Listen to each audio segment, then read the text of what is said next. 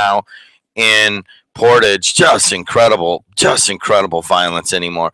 Honestly, the one thing about doing this radio show on a regular basis is that after a while, it is going to wear you down every day. And I try to stay away from some of these stories, but looking at these 3 young kids right here, hey, what are you breaking into 10 to 15 cars for? That's what it is alleged. Why do you have a gun while you're doing it? I mean, why would you have a gun to break into cars? Oh, somebody confronts you, you're going to shoot them? What is that? These lives are turned upside down. Whole families are. I mean, the guy's dead, and he's got kid and wife, and what's his name? And I should give this proper respect, but I read this, and I'm like, you know what? I can't take the news this weekend. I don't want the news. I don't need it. I'm going to take a break from it until last night. Alexius Tapia, in front of his home, killed on his own porch. Honestly, tell me how.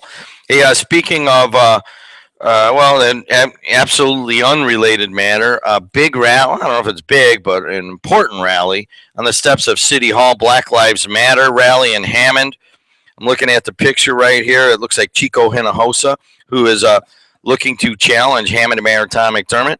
And we also have Councilman Anthony Hicks. Lots of interesting phone calls this morning. Let's go to Will on line 4. Hey, Will, how are you? Good morning. Good morning to the JOB family. I guess in a post-racial society, we would say that all lives matter. And in this society that we are living in, if there were the same amount of black lives of white lives being taken by policemen, then we would say white lives matter. It's not that white lives don't matter. Yeah, all lives matter. But when it comes down to the taking of a life by a policeman, there seems to be a great disparity in the percentage of people who are being killed by policemen. What people don't know, and I don't know if I make your listeners, and it's safe to say that the majority of JOB listeners are white people. I think I make them a bit uncomfortable when I burst the bubble that they have put around themselves or that they have entered in, because 80% of white people that are killed by white people, not other people. Like 90% of black people are killed by black people. All right, I want to keep you on a string here. MX called up, and he's trying to say that there should basically be a corresponding White Lives Matter movement. And you bring up the point that not as many white people in terms of percentage of population are getting killed by police. So does that mean that there should or should not be a White Lives Matter movement in your mind? No, that's just the opposite of what I'm saying. What I'm saying is all lives should matter. But the reason that the phrase or the catchphrase of Black Lives Matter is out there now is because of the high percentage of black lives that are being taken by policemen. No, all lives should matter. It's no doubt that every life is important, but due to the fact that there is no record anywhere of policemen shooting unarmed white kids in the back, and as they run from them and claiming that they reached inside their waistband or something. Now, you know for yourself that no sane person will reach in their waistband and have nothing in it and then get shot by a policeman standing there holding a gun, and he know he's going to, you know that, everybody knows that, and I believe that your listeners know that. They just, like I said, it's a bubble that Caucasian people live in. It's a bubble. Leave it right there, Will. I got others. Thanks. It's a bubble that Caucasian people live in. You know, I hear these little phrases, and I'm always listening to you guys talk for something that I could lift out of there. It's a bubble that Caucasian people live in. And I knew he was coming to something that I'd want to write down. There it is. 219-845-1100. Let's go to Mad Mac on line 2. Mad Mac, what's going on? What up, brother? How you doing? Listen, that sports report was a little disappointing because your brilliant intern didn't come across the names Hebron, Rensselaer, or Bauman again. Oh, I love that, man. That's my favorites. That is part of the education process. When he was saying Hebron beat Kankakee Valley the other day, that's right. There was a few people that laughed, and you know what? If he's going to make that mistake, he's going to get laughed at, right? No, it's good. It's great entertainment. It is. It's accountability here. What do you have to say on that, intern? Tell him I am not from Indiana, so I do not know the pronunciations correctly until I learn them. Okay, we're going to take a learning moment here. That's fine with me. That is no excuse. That is no excuse whatsoever. When we go out to a game. Just stay the course. Don't listen to Dedelow. Let me ask you a question, Matt. Do you say Simeon or do you say Simeon? Or do you even know what that is? Chicago Simeon? You want me to come back there and freaking take that beard right off your face? Hey, I'm just asking you a question. Thank you. It's Simeon. Simeon, right? No, it's Simeon. That's the difference. See, that's the difference. It is Simeon? Yes. People that go to Simeon say Simeon. And not on Channel 2, they don't. It's because Channel 2 never played there. All right. Thanks a lot. Thanks a lot to the intern. What do you got, Mad Back? What do you think about all this? Huge rally on the steps of the Hammond City Courts or City Hall, and Black Lives Matter. It's actually basically all over the country. What do you think about all this? Ridiculous. Why is it ridiculous? Because all lives matter. But here's a real good way to protect your life. Try your best. Don't violate the law. Now, can you imagine over at Hammond High School, the kids walk out of school and immediately walk right into the street without looking? Now, last year when the Hammond snowplow almost clipped like 7 kids who were just rolling on through the street, McDermott almost had a conniption. You can't just charge into a street. So what is this, a jaywalking rally? Or I mean, do we have a jaywalking issue in Hammond, or do we have a racial issue in Hammond? Do we have an excessive force issue in Hammond? I'm confused. The only people that have a racial issue and a problem with the police appears to be the blacks in Hammond. You don't see whites saying they're getting beat up by the cops. How about whites saying, how do we have 153 black guys and white guys and 9 black guys in Hammond when it's 22.5% or 20% African American? How come we can't reflect the population? You're not supposed to reflect the population. You are supposed to hire a force equipped to do the job. Okay, but part of that equipping to do the job is to know the culture and the mores of the people that you're policing. You don't bring Frenchmen into. If you can give me an answer that says, why do the cops don't need to know anybody in Hammond. They know the law. The people know the law. You don't jaywalk. You don't rob other people. You don't go to other people's cars to take Okay, I got you. Everybody should follow the law. I get you. Hey, Sheriff John Buncich is here on Thursday, and he says that he wants a police force. Ryan, can you see if you see my notebooks over there? I don't know where I put those notes from Thursday. I might have taken them home because I wanted to review them, and I think I did. I know. He wants to have a police force to reflect the community. Listen, the community needs to reflect the laws. No, it's a blue backpack. He says that he picks and chooses out of his candidates. He picks personally and tries to hire people that are reflective of the community. It sounded almost like an affirmative action program, which I don't know if what he's doing is basically saying, well, we're not going to hire the white guy that had the better scores and is the better candidate. We're going to hire the black guy because he's black and we need more black people to go into the community.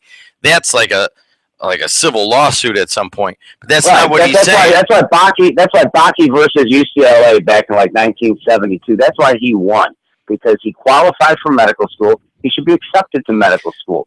You don't take people who aren't qualified. Okay, but that's not where we're talking about it here. The concept that you should have police force that is at least somewhat reflective of your community, I don't have a problem with that idea, and that here in Hammond, they need to push hard and get some more applicants. Now, the black guys and gals may not make it onto the force, but at least they've applied.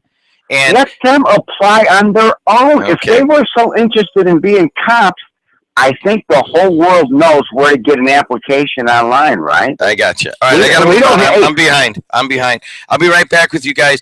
Data mine, why not? Does your company's website need a facelift? Do you want to target the right markets? Are you still using old, off-the-shelf applications? If you answer yes to any of these questions, it's time to contact DataMind. Our staff of award-winning designers far exceeds our clients' expectations, and the competition is a distant second at best. We have solutions catered to your needs. Right now, DataMind is offering 20% off all design and branding services now through the end of February 2015. Let DataMind take you to the next level of internet marketing. Contact us today at datamind.net and start 2015 in the right direction with DataMind. Catering by Steve's in Hegwish is a full-service catering company and caters for all occasions. It's not too late to reserve your holiday party or catering for your home, church, or company gathering. Steve's also has the largest selection of craft beers from the Midwest's premium brewers. Enjoy our fish fry every Friday from 4 to 8 p.m. Steve's is located at 13200 South Baltimore in Hegwish. Mention you heard us on WJOB and receive a free dessert for your catering order. See all we have to offer at cateringbysteves.com.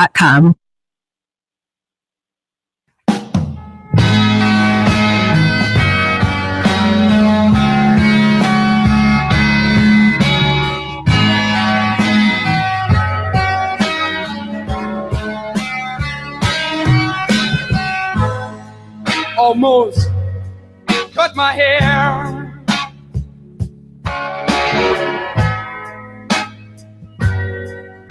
Happened just the other day. It's getting kind of long. I could have said Must have been because I had the flu for Christmas. It's like looking in your rearview mirror and seeing a police car. Hey, what do you have? It's 7:02 in the Calumet region. I'm Jim Dedelow, host of JED in the region, hanging out with you guys on Monday, December 15th. Of 2014. High at 50 today, 45 degrees right now. Looking out at the window, the sun should have already been on its way to give us some glow out to the east, but we're not getting it at all. It's almost as if it's still dark out, and that is because we have a gray, cloudy day coming our way. Tomorrow, that gray, cloudy day turns into a rainy, snowy day, and a high of only 45. By the end of the week, all that stuff's going to freeze. High of 32 on Wednesday, Thursday, and Friday, but you should see some sunshine. Actually, it wasn't a bad day yesterday, even it was supposed to rain, but there were periods where it was 50 degrees and not raining. That wasn't too bad. Weather brought to you by CertifiedElectrician.com. 294 around the city looks good. 80 going east and west looks good. Bishop Ford has actually gotten better here in the last few minutes. We had a huge problem at the base of the steel bridge right by the port there. And that's getting better. Skyway Toll Road, Borman I-65, they're all moving along pretty well. Traffic brought to you by Joe Rizza Ford of North Riverside, Illinois. He's on his way to college right now. He goes to Tribeca. He is, quite frankly, I don't want to give him too big a head because he already has that in terms of his technical knowledge. But Angel Jimenez has been with us for, 2-3 years now. But right now, I'm going to ask him a couple questions. How you doing, Angel? Doing pretty good. How about you? All right. Pretty good. First of all, tell everybody what test you're doing right now in terms of video. Well, I just started up a YouTube stream, so you guys can check that out on jed.tv. So there's a YouTube live stream. There might be like a 30-second delay, but that's pretty normal. Yeah, we ultimately, we're just doing a little test. I didn't know he was doing it this morning, but if you want to check it out, see what I look like. I have no idea what that looks like or so forth. On streaming live on the YouTube, but that's where we're headed. Why are we going to stream on YouTube instead of doing it ourselves, Angel? Well, for one, it's free. Then another way is that especially it has a lot more attractions to it, and I believe that it's actually faster streaming than it is because depending on different encodings, and also when it comes to video resolution, there's an automatic video resolution that's really cool to where if you have really slow internet, it de-resolutes the audio. So your stream would be picking up faster. Angel went to Munster. We got him out of the Hammond Area Career Center. He's one of the many kids who went through that. Ben Tamara, Christina Cortez, Max. What's Max's last name? Hastings. Max Hastings. I've had a lot of kids come out of ACC and have been, pretty good behind-the-scenes technical people. And Angel is the guru. When we have something that we can't fix in terms of audio, we ask Angel. I still remember the first phone call here. It was so scary, to be honest. What did we? Well, I was on my way to the bus to ACC. Then I called because my instructor at that time, Dr. Love, Mr. Love, pretty much telling me to call the station to come in. And so I did. And the next thing you know, it was you who picked up. And next thing you know, I'm walking towards the bus and you just like, so do you have anything to write? I was just like, I do not. And he's then you were just like, well, you should probably get something to write. Just getting a first phone call from the boss himself. Yeah, you came very highly recommended by Dr. Love. And so if he says this guy knows his stuff, then he's right. So I didn't necessarily coddle you, and I'm not going to do that right now. I'm going to go right to it. Black Lives Matter, all of the a lot of protests over the weekend. Yeah. What do you think? I think, to be honest, it's just a typical trend that everybody is doing because they see it on the internet. I see it on the internet. I see a lot of people in colleges are doing it. I see it as a typical trend. That's what I see. It happens to a lot. It's a lot of protests that are like that now. Basically, not a lot of people are going to care too much about it. That's what I can think. I just think it's going to be a trend that's going to pass on later after maybe a month. Just give it another month or a couple weeks maybe, and nobody will ever do it again. It just passes on. What was that one where people in Wall Street were sitting and they were doing a sit-in? What was it?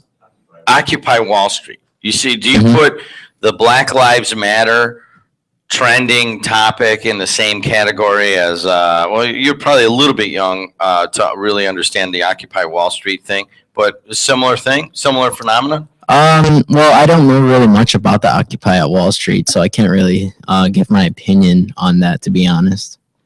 Well, it's interesting that we asked how old are you, 20 now or 19? 19, turning 20 in a couple months. All right, so he's still 19 years old, and quite frankly, at that age, to have that amount of technical knowledge is just not fair, really. But the issue, when I bring it up to you, and the first thing you go is to consider this a trending topic, I don't know what to make of that. I mean, I know what trending means on social media, and I'm with you. All of a sudden, there'll be this topic about who knows, how, say, Native Americans are treated in terms of their, the Native Americans are treated in general. All of a sudden, it's this massive trending topic that, yes, is very important, and there's injustices in it and all of that. But all of a sudden, that's the biggest topic there is on social media. You can't get away from it. Mm-hmm. And so you believe that in a month or two, Black Lives Matter and the Ferguson and the New York things all have died down. Yeah, to be honest, I think that too, because Ferguson's already. They're already starting to make jokes about Ferguson because that thing's going to pass out anyway. But I just think that people are there to do the Black Lives things because their friends are there. I think it's just I'm gonna say probably half the people actually really care and know what's really going on. Then those half of people are just telling other friends, and those other friends would be like, yeah, let's hang out for a day and lay on the floor. Well, what about the issue itself? There are significant statistics that, hey, I know you're nervous, but I shake. Okay. Shaking. No, you should know that, but more than anyone. No, okay. Sound, you're shaking, and we can hear it squeaking. I have this habit, and I know people even at school are telling me about this. Like, why are you shaking your legs? It's just a habit. You know what? I have had that my whole life, and I'm just telling you, don't do it here. Listen. So what about the issue itself? Do black people in America, are they being treated unfairly by mostly white police forces? No, because I think that black people, the people that are having issues are not really looking at the issues that they already have, to be honest. What does that mean? They already live. There's people there's cities all over the country that are actually are populated by black people, and some of them are also living in a lower classified area. So they're not looking at their own problems within the black community. They're projecting out some sort of I have negative feelings towards police as kind of a cover up for what's going on in their own community. Mm-hmm. That's what I think. I think they're just pretty unique to what we've been talking about here. I mean, a lot of it's kind of like one side or the other. Most people are on this thing. You know what I mean? It's very polarizing. Yeah, I completely understand how they would feel. I just think that they are overlooking their problems that they already have. And looking towards the police, I mean, if you think about it, police have been barked at for many years, for decades. I mean, it's been on music also, and on hip-hop culture a lot. But to be honest, I just think that they're just overlooking their own problems. And they're just overlooking their own problems. He's Angel Jimenez. If you want to hear his own show, it's called Next Generation, and it's on when? Saturday and Sundays, 9 p.m. to 11. 9 to 11 p.m. You had a band here last time. Who was that? We did. We actually had a band called Nobody Move. We actually bring in young talents who would like to do a performance onto the show. And if you would like to be one of those young talents, or you got a kid, or you're the kid listening and you have a band or something, or even if you're not a kid and you're old and you want to get a hold of Angel and get on his show, what is that called? How would they get a hold of you? You can get a hold of us on Next Gen 1230, NEXTGEN 1230 on Facebook or Twitter. There you go. Thanks a lot. AM 1230 WJOB. We'll be right back with some more on the voice of the region. Joe Rizza has this going on during the holidays. Buy for less at Joe Rizza Ford of Orland Park's Dream Big Sales Event. Buy a brand new Ford F-150 for $9,410 off MSRP. A new Ford Fusion for $6,545 off MSRP. A new Ford Escape for $5,283 off MSRP. Or a new Ford Focus for $4,708 off MSRP. 0% financing and huge factory rebates make this a great buying opportunity. Joe Rizza Ford, 159th Street and 80th Avenue in Orland Park. Or shop online at RizzaCars.com. That's no license on this extra. Giovanni's in Munster, Northwest Indiana's premier Italian cuisine experience. Expertly prepared veal, seafood pasta steak, and other Italian delicacies. Host your special event, shower, or meeting in the back room. Giovanni's is located at 603 Ridge Road in Munster. Make your reservations by calling 836-6220 or visit giosmunster.com. The car business is like any other business. You built up a good reputation. You try to maintain your product the best you can. You try to buy the nicest, the lowest mile product that you can sell in your market. And then you just treat people right after the fact. Go see Joe at the Auto Store on the corner of Ridge Road and Indianapolis Boulevard in Highland. Call him at 219-838-3900. That's the Auto Store, 838-3900. Not a rocket scientist. I buy a car, sell a car. I try to treat people right. Stop by the Auto Store. Lately, I've been losing sleep, dreaming about the things that we could be. But baby, I've been praying hard. Said no more counting dollars, we'll be counting stars. Yeah, we'll be counting stars.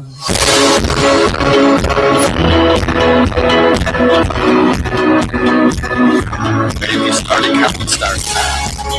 How long would it be before you counted all? 7, 8, 9, 10, 11, 13. What's going on, everybody? AM 1230 WJOB 713 here on 12/15/14. It's a Monday morning and it's rainy, so I know some of you are having trouble getting out of bed. I'm your wake up. Some of you have your alarm set for 7:13 and it's going off right now, and what you get is me babbling on the radio. And then many of you have been at work already for quite some time. You'd be surprised how many cars are out at 5:15 in the morning. It's packed along Indianapolis Boulevard here. So some of you have already been at work. Some of you are dropping the kids off and so forth. But everybody's carrying this pre-Christmas malaise of rainy Monday and 45 degrees. But then again, you know what? You always have the bright spot on your dial. That's AM 1230 WJOB. Coming up, I've got Bill Baker coming our way. We've got Lake County Republicans, Andy Qunell and the rest of the gang. That'll be at 8 o'clock. NIPSCO does a paid show also at 8:30 today. So if there's any questions you got for NIPSCO, or you want a complaint, or you want to know who to talk to on something, that's your time, as we'll have some folks in from NIPSCO. And then at 9:05 today, we've got the Hammond Baptist Junior High Choir. Ray Garcia and Terry Zitch have their show normally right there at 9:05. Instead, they're going to back up just a little bit, the Eat Show. It's really cool. If you're a foodie, that's who you talk to right there. Those guys got to be the biggest, literally and figuratively, foodies. Although Terry Zitch lost a bunch of weight, by the way. Ray didn't. But anyways, the biggest foodies in all of the region are there. And so at 9:05, though, the Hammond Baptist Junior High Choir a cappella girls choir is going to be in here, and they're going to sing a few Christmas carols for you. So one of the things we've got now that we've got the bigger studio, Angel, where are you going to put them? You're going to be at school already, so have that set up before you leave. And we'll actually stream it live then, right? We could stream that video. We're just doing tests. If you want to see me, I don't know what it looks like. We're just, Angel's here, so he's testing it. You can stream. We're streaming live video right now for the first time at JED.TV, so you can just go on your computer and put it up there, and I'll make faces for you. How's that? We'll do like the guy in the chicken outfit. He sits on his chair until somebody types in, hey, scratch your head, and then he just scratches his head. Hey, dude, act like you're a flying chicken, and then he flaps his wings. It's cool. I love watching it. You ever watch that guy? You never did that? I did it all the time when I used to trade. He still does it. But anyways, let's take some phone calls. What are you guys doing? We had a rally on Hammond City Hall steps over the weekend. That was the Justice for Black Lives Matter rally held here in Hammond. Horrific murder scene. According to police, 3 Portage youths breaking into some cars, winds up a shootout, and they kill a 36-year-old guy, Alexius Tapia, in Portage. It looks like he may have died on his own porch just trying to defend his own area. One of the kids evidently pulled out a gun and shot him, and the other ones are charged with some pretty deep crimes also. So anything that you want to comment on here, you want to comment on what it's like to be on a rainy Monday in mid-December, you got to get up and you have to just accept the weather, accept where you live. This is kind of a tough time in the region on a Monday when it's raining, but you have the bright spot on your dial, and Walt knows that all too well. Hey, Walt, how are you? Good. First, some good news. Today's Post-Tribune on page 16, Kennedy Theater is complete and open for business. The Kennedy Theater in Hammond at 6735 Kennedy Avenue was bought by Larry Boyer, and he remodeled it, and it's ready to be open. How about that? All right, let's see. What's playing there right now? Do you know? It doesn't say. You know, let's give these guys a little bump. Huh? Let's give them some why don't, for the rest of the week, we'll say what's playing at the Kennedy Theater, because these guys are good people, and they're just getting it going. So let me see if, anyways, what do you got? I'll tell you what's playing by the end of our conversation. What's going on? Well, there was a gentleman that called in earlier and said that blacks were disproportionately shot by policemen. I think he really means white policemen, because this is a big hate white cops agenda by the left these days, dating back to the 60s and the 70s. But you were Berkeley, so you should know all that. But in any case, here's the facts. The number of blacks killed by police in this country on an annual basis is 100 and change, okay? How many whites do you think are killed by police on an annual basis in this country? I have no idea. 300 and change. Does that sound like disproportionately blacks are being shot? The truth of the matter is also that black policemen are more likely to shoot a black criminal than a white cop is, for some very obvious reasons. And when you consider... What do you mean for very obvious reasons? Talk to me. Well, look at the hate campaign that's been perpetrated by the liberals in the streets and the papers and even into the White House in terms of attacking policemen doing their job. The lies have been just nonstop, and they continue to promote those lies, like hands up, don't shoot. That's based on a lie, and they continue it. and you have these students left-wing students at Valparaiso doing a so-called die-in. Well, it should be called a lie-in, because they're lying. They're perpetuating a lie. And what lie are they perpetuating? That Mike Brown was shot with his hands up and his back to the cop. Or another lie was that he was shot by Officer Wilson when he was lying on the ground, and Officer Wilson shot him standing over him. Well, I mean, the kids laying down at Valparaiso and the University of Wisconsin and in Berkeley and in the protests here in Hammond, isn't there some sort of an issue for mostly minority populations? Or is it what, like Angel's sitting here talking, it's just the trending topic of the day? I mean, is there some substance to what they're talking about? Not what they're talking about, but there is something to be talking about, and that is the high level of violent black crime perpetrated against society as a whole, but especially amongst blacks. But the McClendons, you remember the McClendon couple, black senior citizens, pillars of the community? Were they killed by white cops? No, they were killed by blacks, who, by the way, they were mentoring. They were nothing but trouble. And the McClendons were trying to help these young fellows, and they got paid back by being murdered. Robbed first, and then murdered. Thanks, Walt. Talk to you. 219-845-1100. David, you're on the air. What are you doing? Yes, thank you. I'm on my way to work. I'm driving north on I-65. But I just wanted to comment on one of the gentlemen that called in that said that I'm a black person, too. I'm a retired administrator from the city of East Chicago. I've been in administration since 1970.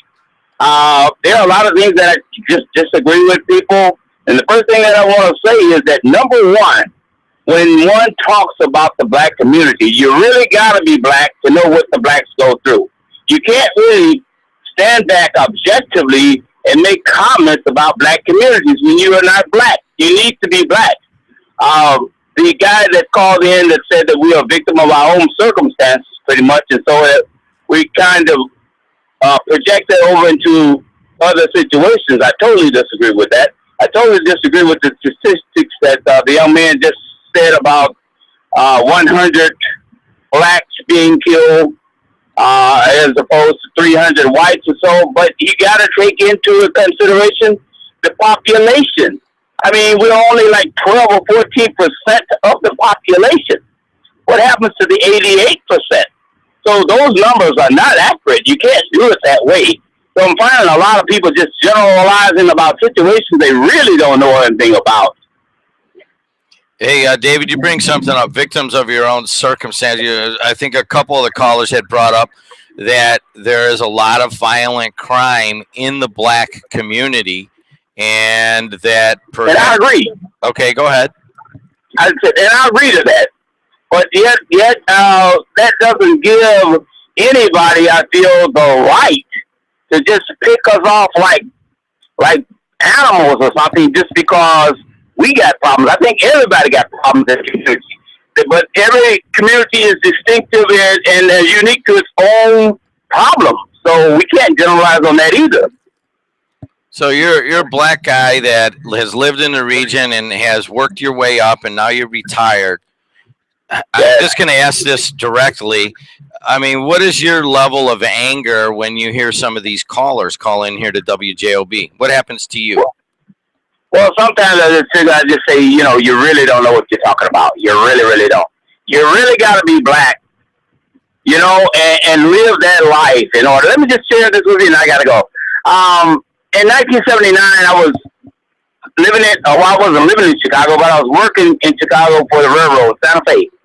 And I was jumped by 3 white policemen because they tried to run me off the road. And there was nowhere for me to go. So they jumped out the door. They had their little stick. And they commenced to beating me over the head with it.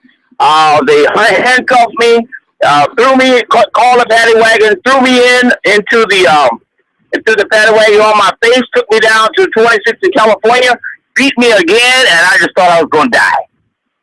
bloodshot in my eyes. So, like I say, you have to be black in order to talk about the black community like that. What did you do? What did you do that brought them to picking you up? I missed that part. They were trying to. Well, what happened was that they cut in front of me, kind of like a shortcut right in front of me, and I didn't move over, but there was nowhere for me to go. So they immediately stopped the car right in front of my car. Then I had to stop or hit them, and then they just jumped out and they got into my car, pushed me out. I had a hatchet in my car, but I had that hatchet in the car because I had used it to stake out my dog in the yard, and I forgot to left it in the front seat. They got that hatchet and cut the top of my car up, cut the trunk up. They ramshacked my glove compartment. They wrote up lies on me and said that I was driving down the streets yelling out obscenities, and this was in February. It was made up a bunch of lies. And then I had to get a lawyer to try to get me off the hook. And the lawyer said, well, you know what, let me just, I had to pay for this. And he took me to the judge. I couldn't say anything. He said, I know the judge, so let's talk to the judge about it and see we get you off. Well, the judge came, he said, oh, you're the hatchet man. And one of the guys that was, the white guy stood up there, you know, to my case too, and just to be there. And the judge said, well, you know what, we're going to put you on probation, and you can't appear in my court anymore for 6 months, 8 months. Or we're going to send you down the river, those are his words, for this crime and whatever other one you commit. I thought, oh my God, this is so wrong. I didn't do anything. Never been in jail, never had anything like that. Never been convicted of any kind of crime. I thought, this is so wrong. Yeah, I thought I was going to die that day. So I get really upset when people just come on the air and just kind of just talk about things they really don't know it about. That was a movie they called Black Like Me. You need to look at that sometimes. That guy, he went on painting his face black, and he lives like a black person. And you'd be surprised at the things that we have to go through. When I go into a restaurant that's all white, I look around because there can be some problems right away. You guys, when you go in the restaurant, you never feel like that. You just sit down. But we are very skeptical because something can come up. Somebody come over to the table and really ask you to move. I was setting it up. It wasn't a bar. It was like an afternoon situation, like a happy hour. And it was on, it was right at 50-something in Broadway. I forget the club now. But 3 white guys came over. I was drinking a beer. 3 white guys came over and said, it's got time for you to go. I thought, well, I want to finish my beer. He took my beer away and he said, you can go now.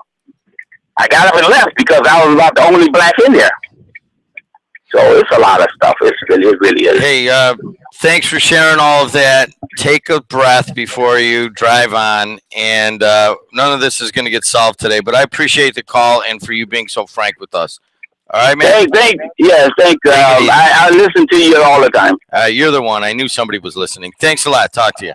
AM 1230 WJOB. The world as it is, not as we wish it were. Go to St. Catherine. They got an excellent birthing center. Check it out.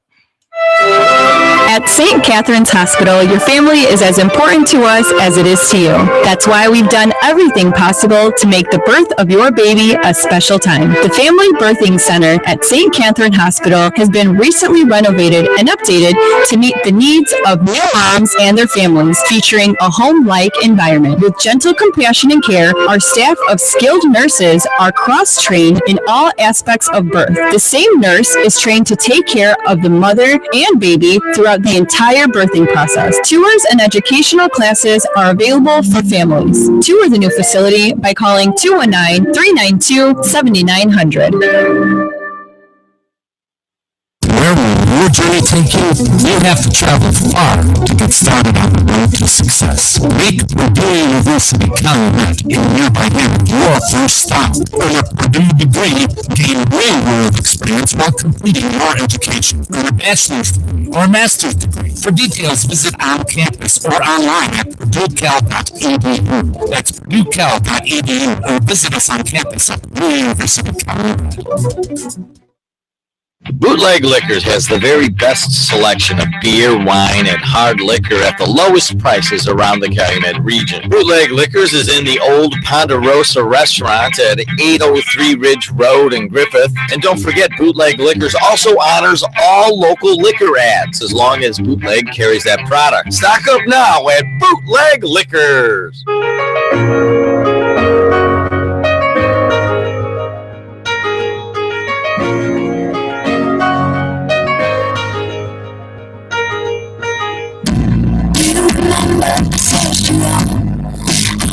The city's ones. Do you remember me as the rock?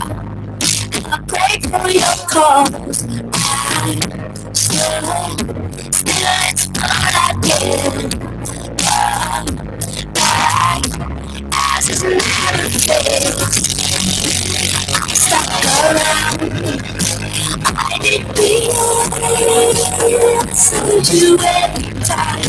I was a fool.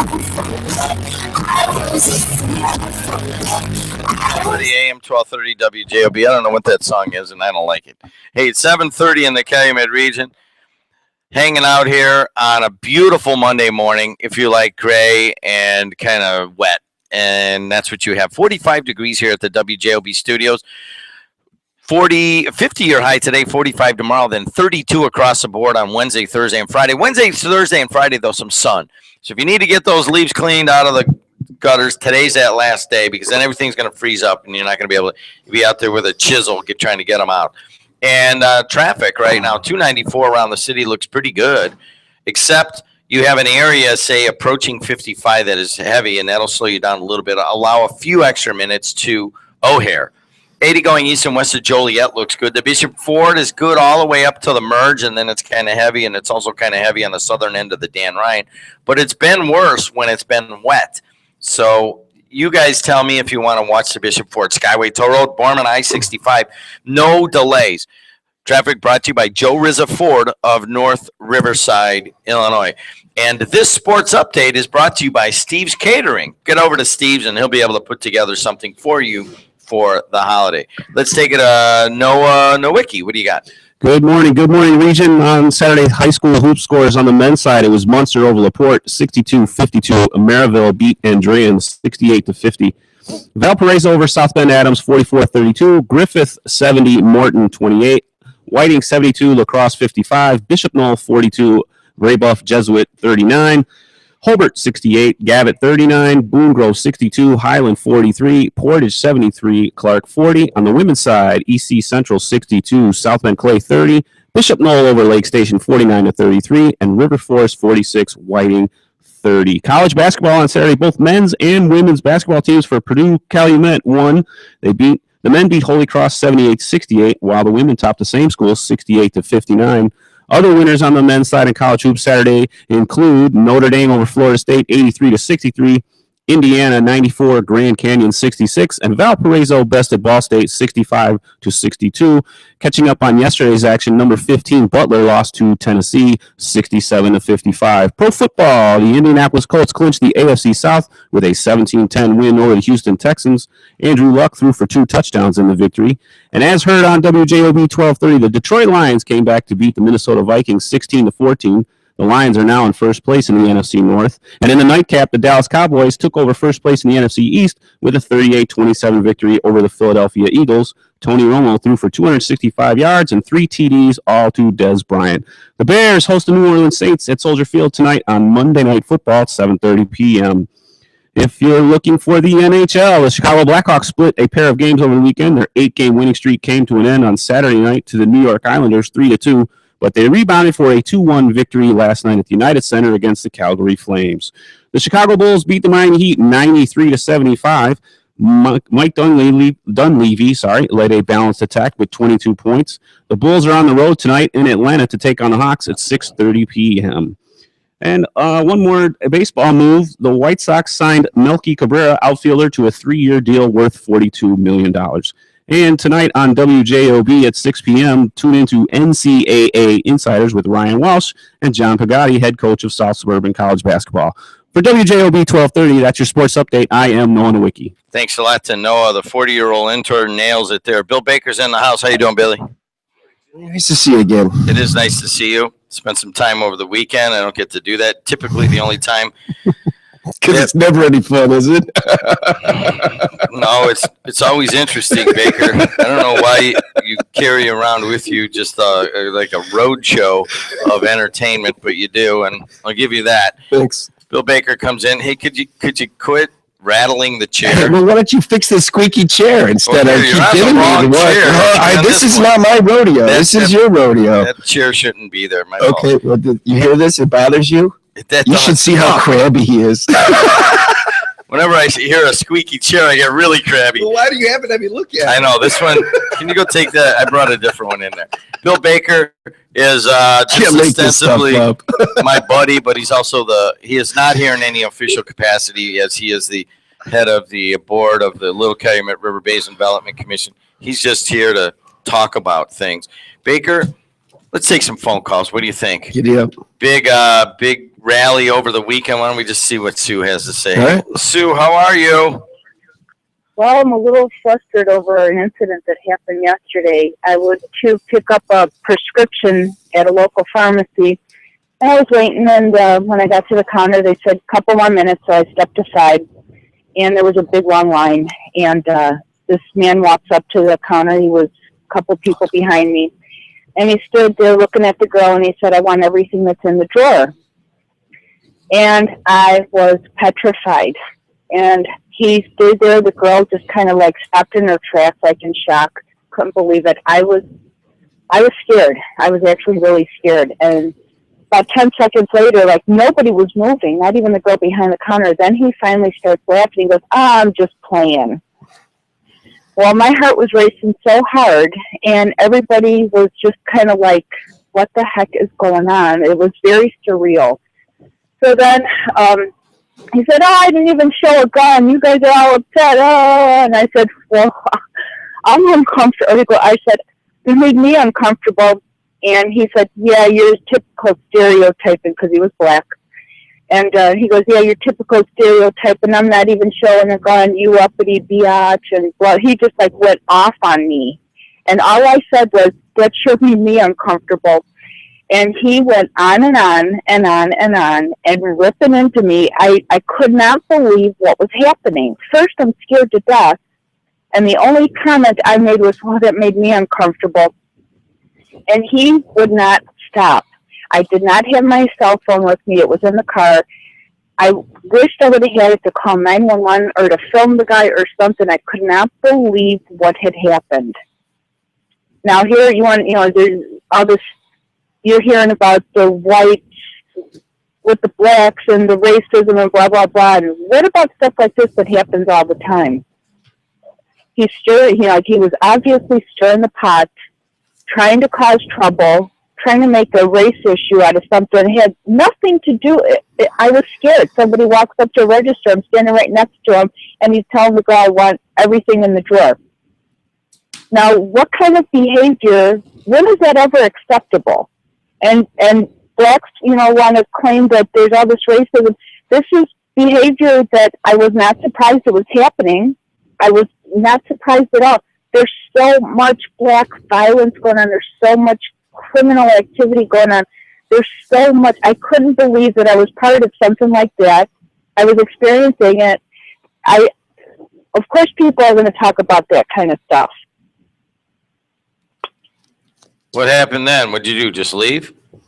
Well, I was waiting for my prescription. I didn't say anything. I was so my heart was still racing. I was still scared. I was actually still scared over what had happened initially. And let's break this down. Why is this a racial incident and not a violence incident? Well, he brought the racial element into accusing me of stereotyping when the only comment I made was that made me uncomfortable. So I don't know. I don't know why he made that comment, because I certainly didn't. So, well, obviously, next time you go in that place, you're going to take your cell phone, obviously. Oh, yeah. Well, I don't know what to say. Bill, do you have any comment on this? Well, I mean, it's an individual situation. First, I'm sorry you had to go through that. Isn't that the exact opposite of the reason for the season? And, you know, when you had all these conversations, Jimmy, about race, and it's a general thing, and it's a big topic from a national level, and then you have individual stories. I mean, it always is an interesting dynamic, at least for me personally, when there's generalizations and then there's specifics. And now, okay, real quick, because I have to get on the train, but then I went in the car, my husband was there, and we were heading to a Christmas party at my family's house. It kind of like really took the ho out of my, you know, out of my spirit. But then he got into a car with fireman's plates. And I took a picture of the plate. What are you going to do with that, And Jimmy? I want to know, I'm going to call the police department later on, and I'm going to see if there's any kind of recourse or something, because that is so beyond unacceptable. So you think it was a fireman? Well, he had fireman plates. Yeah. All right, he had Sue, get fireman on the plates train. I don't want to plates. see you running across a semi-ice slippery platform. Thank you. Talk to you. All right, bye. You know, Baker, in the last 20 minutes, we heard from David, black guy, telling about getting basically how he feels just kind of pulled over in Chicago and pummeled by white police officers in a racial incident.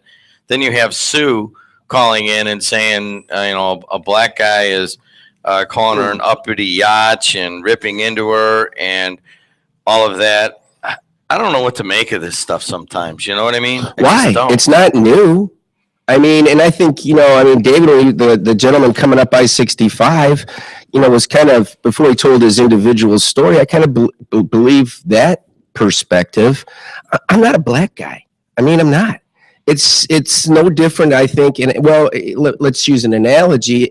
I'm also not female, even though you might laugh at me, think I might, you know, act like one once in a while. But, you know, I don't understand what it's like to walk around, you know, being a woman. It's the same type of a thing. You have to be able to look at it and provide perspective in a different way. You know, because I don't think two white guys are going to sit around and solve the issues from the standpoint of black folks. But is it still the same point? Yeah, but can two white point? guys standing here even understand these issues? I'm literally at a loss. I don't know what is going on. Violence? Is it deep-seated prejudice that is coming out on both sides, and people are just letting their hair down finally? Well, is it a massive problem in America how white people treat black people and how black people treat white people? I don't even know what's going on. Well, the human animal is a violent entity to begin with. I mean, people have been killing each other for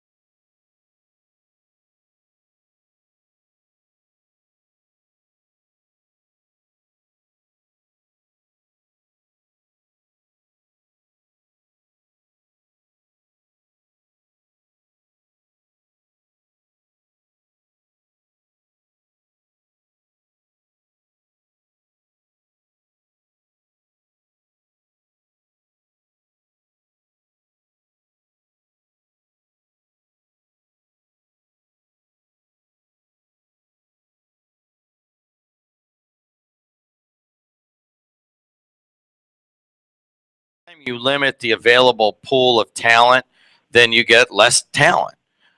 And that's what bothers me about the residency requirements. I'm all for you. I drive down Northcott 5 times a day. There's a cop car parked there all the time. You know where it is too. I don't know whose it is or whatever, but I feel safer riding my bike through there at 4:30 because that cop car's there. I agree with you. But you see the other side. Baker wants to comment. Baker, what do you think? You know, it's got to be simpler, Carl. I mean, another law and more politicians coming up with ways to do things. I think we've come to the realization that's not always the answer. How about something as simple as treat others like you want to be treated? And sometimes just lighten up. I mean, it goes both ways. Just to the point where sometimes, do you have to have it be about respect? Does it always have to be an issue? Sometimes it's just, you know what, it'll be all right. You know, there's enough things that everybody's got to deal with without bringing more on. I mean, sometimes you know. So you're viewing what he's talking as another law that is the government's the solution. Yeah, government's not the solution. I mean, it really. What do you isn't. say to that, Carl? It's another law, another restriction, another regulation. Well, again, it works in Chicago. I agree. It does work in Chicago. And so there is a precedent here. The current situation. Wait, Carl, are you saying that there's no police brutality in the city of Chicago? Is that what you just said? No, that's not what I just said. Saying it Don't put works. Words in my mouth. What works? Making the cops live there? It doesn't help with police brutality. I thought that was the subject. Put your headset on. No, I was leaning more towards the ethnic makeup of the city of Hammond's police force. So, all right, I like that because you know what? Let's play statistics and let's just do straight up statistics. And let's look at the percentage of makeups in the state, in the county, in the community, and have everything be based upon those statistics. The percentages should be based upon the ethnic makeup across the board. Who gets the job, who gets the money, who does everything. Everything is based on that. There's no consistency. You can't pick and choose how you apply laws. I mean, there was a great article, in my opinion, with regards to this in the editorial page of the newspaper. It's like baseball. You have to have the same rules for the game, regardless of whether it's you who hit 40 home runs a year or me who can't hit a curveball. So wait a minute, that means a rule for me should be let's have a even playing field. You can't throw Baker curveballs because he's really not a good curveball hitter. What are you talking about? Well, I'm talking about you have to have an overall perspective to the point where if you're going to be consistent with the law, it has to apply to everybody. All right. Let's take this, Carl. What about all the guys who work in the city, streets guys? Do they have to live in Hammond then? You know, it works in other places. That's where I'm going. Okay, what about all the guys in Munster? Do they have to live in Munster? Oh, no. I was already told at one point by somebody who, I won't throw out a name here, but it works on the town council, said they can't afford to live in Munster on the wages we pay them. All right, thanks a lot, Carl. Carl brings up a good point. You know, and that's not true, but you know what? I mean, you know, he has a good point, and at least Carl tries to be engaged and try to come up with ways to do it. This stuff isn't easy.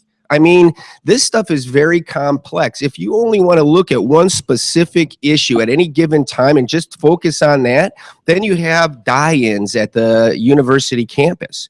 But if you look at it as a greater integration into society as a whole, it's far more than a white cop and a black guy, or a black cop and a white guy. I mean, that's kind of where I get lost in this whole thing. Two white guys doing some radio. Be right back. AM 1230 WJOB. 16 years at Corellis Roofing. Bruce Bailey, 28 years at Corellis Roofing. Joe Learman, 20 years at Corellis Roofing. This is Bob Pabst, 23 years at Corellis Roofing. George Corellis, 52 years at Corellis Roofing. We at Corellis Roofing are not only striving to be your roofer of choice, but also your employer of choice. Corellis Roofing is now hiring for all field force positions. Please email your resume to info@corellisroofing.com or apply in person at our office located at 1333 169th Street in Hammond. We're filling up with smoke. And we're losing speed. We're losing power.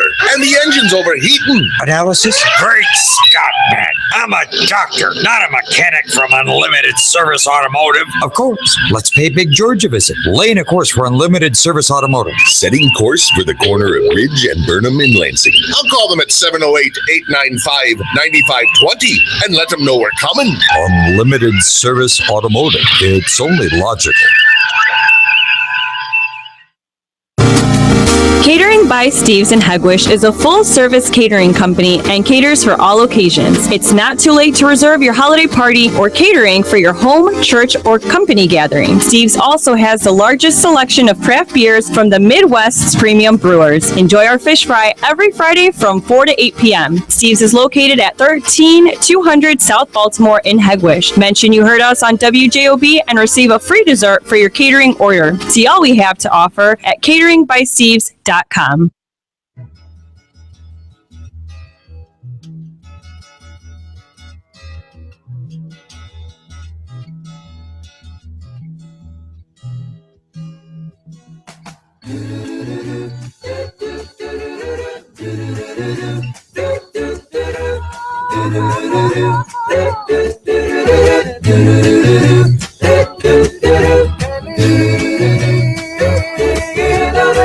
morning, everybody. AM 1230 WJOB at 754 in the Calumet region.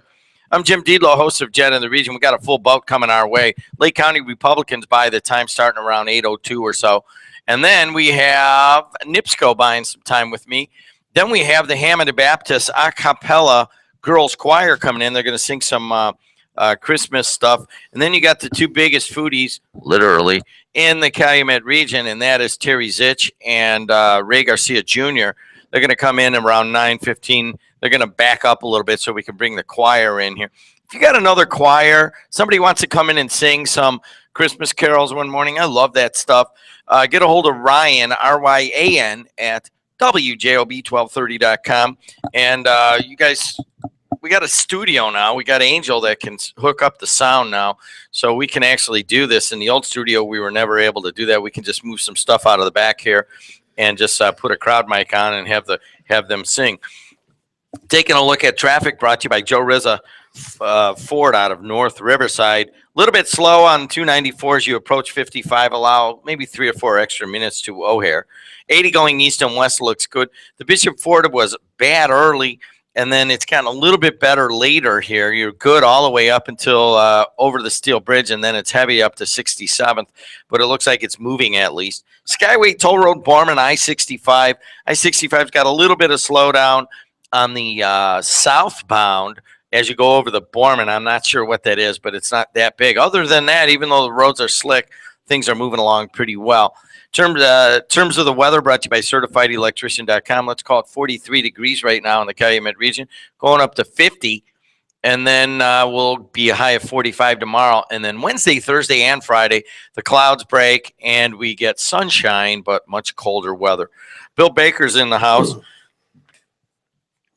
and we're talking about a lot of things. But Bill, Dan Carden calls in here a lot from the Times, and he's doing a really interesting thing over time here, and he is basically going through the many tenets of the Kernan-Shepard report and then kind of analyzing them. And I mean, just remind people what the Kernan-Shepard report is. I mean, I know in a general sense what it is. It was back, I don't know, it was, what was it, 07 Yeah, maybe? 07, I think. 07, and it was a bipartisan, as funny as that is to everybody, thing in the state of Indiana to make government in the state, both statewide and then locally, more efficient and more representative of the century that we live in. And it broke things down. I mean, who was on it? It was, Governor Kernan. Shepard was the chief of staff. It was backed by all of the major corporations in Lake County and the congressman's office. And it went through a list of all of these things that needed to be done that, we all know if we pay attention how challenging it's going to be to try to do it, but they all should be implemented. But the Times, through their new leadership, I think that's what I feel, over the last 3 weeks has been running each of these individual Kernan Shepherd recommendations every day in the newspaper in the opinion page, and then there's a little commentary about it, and it goes every all the way down from library boards have to submit their budgets with some oversight to a single county executive, and these are some things from the standpoint, at least in my opinion, to change the way we govern ourselves, because the way currently we do it is just the same way as we did it in 1940. And, the world is moving a lot quicker than we are. He's Bill Baker. Bill, the one today from Dan Carden in the Times is strengthen the joint purchasing infrastructure for libraries. It was one of the many, many points of the Kernan Shepherd report. Really, it gets to the core of what has been pointed out are the many inefficiencies in our local government. Why Hammond buys their own stuff, and East Chicago libraries buy their own stuff, and Lake County Library buys their own stuff. And I think Gary has its own library system too. Crown Point, everybody's got their own, and you get a whole administration level, a whole purchasing. Nobody gets the economy of scale on that. But that's not just the libraries. Oh, no. And the fundamental thing that makes it kind of interesting to watch from a reality TV show perspective is that the folks that are currently working or responsible for the way it's set up as we sit today don't want to change. So they want to keep things exactly the way they are, because guess who has the job? Guess who knows what goes on? Guess what's happening? I mean, and that's the interesting dynamic to watch how this thing works. And that's why government takes so long. It's like, we're not going to move through technology the way Angel might work through technology. I mean, really, you go to some meetings and they say, hey, we're putting things on the internet like it's some cutting edge thing. I mean, this is the kind of stuff I think that until folks get engaged with, it's going to be kind of running in place. And like we've talked about before, a lot of it has to do with around here, nothing changes unless there's some kind of major trauma. And I just think that doesn't make much sense, because who likes trauma? He's Bill Baker. He's on his way out. Bill, thanks for coming by. If you need It's Just Serendipity over there, brought us a nice basket. Karen Maravilla, she's at 5630 Hellman Avenue. You know what? There's actually some pumpkin butter in there, and I know that you really like pumpkin. Pumpkin butter is a good thing. Hey, but you know what? No trauma, everybody. Remember the reason for the season and make it a great week. There it is. There goes Baker. He's on his way out. Lake County Republicans are up next. AM 1230 WJOB, the Community Programming Initiative, starts in 90 seconds. Be right back.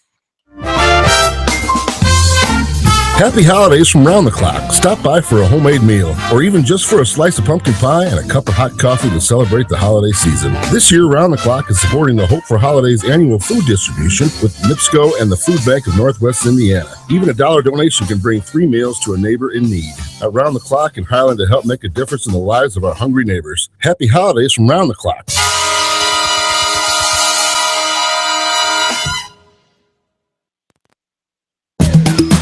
For a fast and friendly car wash, go to Easy Clean Car Wash. Looking for a perfect gift? 5 regular washes for only $20, 5 ultimate washes for only $25, or wash once a day, every day for 30 days with our $19.99 unlimited monthly plan. It's fast, easy, convenient, safe, and gentle. Free vacuuming, carpet shampooer, air freshener, and towel with every wash. Try our 3-step showroom shine for only $1 with any wash. We guarantee your car's finish will look shinier, brighter, and smoother, or your money back. Stop by one of our 3 Easy Clean Car Wash locations, Highland, Schererville, and Lansing. Ring in the new year at the Villa Cesare in Schererville. From 7 p.m. to 1 a.m., enjoy an open bar, dinner, entertainment favors, champagne toast, and Monterey and DJ Suave providing entertainment for the evening. Tickets are only $125 per couple and can be purchased at the Villa Cesare or by calling 322-3011 for reservations. Celebrate at Villa Cesare on New Year's Eve.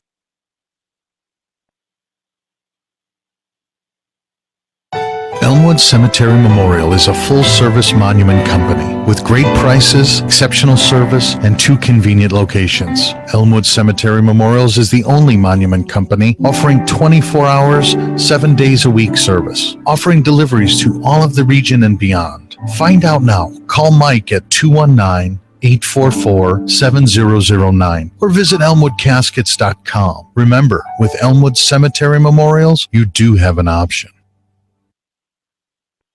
Eduardo's Natural Pizza in Munster has built a reputation for serving the finest Chicago-style stuffed pizza, loaded with fresh and natural ingredients. Not interested in stuffed pizza? Eduardo's has the best thin crust pizza, appetizers, salads, pastas, and more. Pick up a half-baked pizza from Eduardo's to take home and bake at your convenience. It's the perfect solution for those hectic nights. Eduardo's is located at 7920 Calumet Avenue in Munster. Dine in or carry out by calling 836-2010.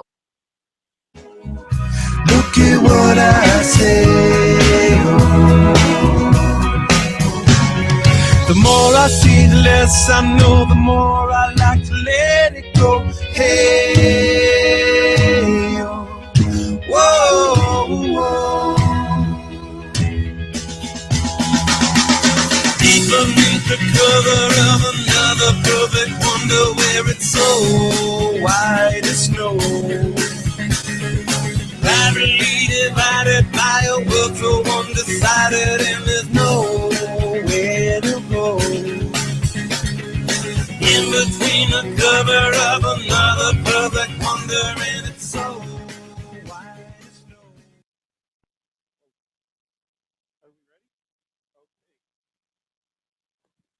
Good morning, region. This is the paid Lake County Republican Central Committee show. I am Andy Qunell, the treasurer of the Lake County Republican Central Committee and the host of the show. Today, I have 2 lovely young ladies here with me in the studio. I have Town Councilwoman-elect Leanne Angerman from Lowell, and I have Lake County's newest state representative from the 19th district, correct? State Representative Julie Altoff. Welcome, ladies. Thank you. Before I get too far, I would like to make two quick announcements. I'd like to congratulate 2 people on the radio that did a great job this week. Gino had a great show yesterday with that Christmas show, and Amanda filled in last Thursday for Harlow. First time ever on the radio. She did a stand-up job. Great job, Amanda. And I'd also like to send out my condolences to the Gillespie family, Shirley Gillespie, who has always been a major contributor and supporter of the Munster Republican Central Committee. She passed away yesterday morning, so sorry to hear that. And my condolences and thoughts and prayers go out to the Shirley Gillespie family.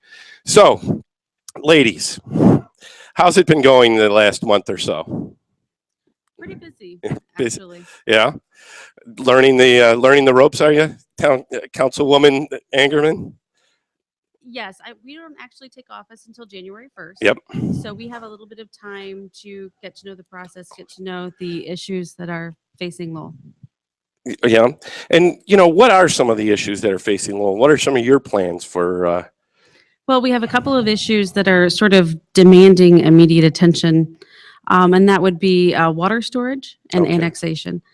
So just in attending the meetings over the last year, those are issues that have made themselves or brought themselves to the forefront. Now, are you talking like freshwater storage, like domestic water, or stormwater storage? Domestic water. Okay. And so that's always seems to be a problem. You guys probably down there have well water, correct? Yes, we do. Okay, whereas up here, I live in Munster, we have Lake Michigan water. We have a vast amount of fresh water that we can tap into, and I know, I grew up on a well, so I know that there's limited supplies of underground water.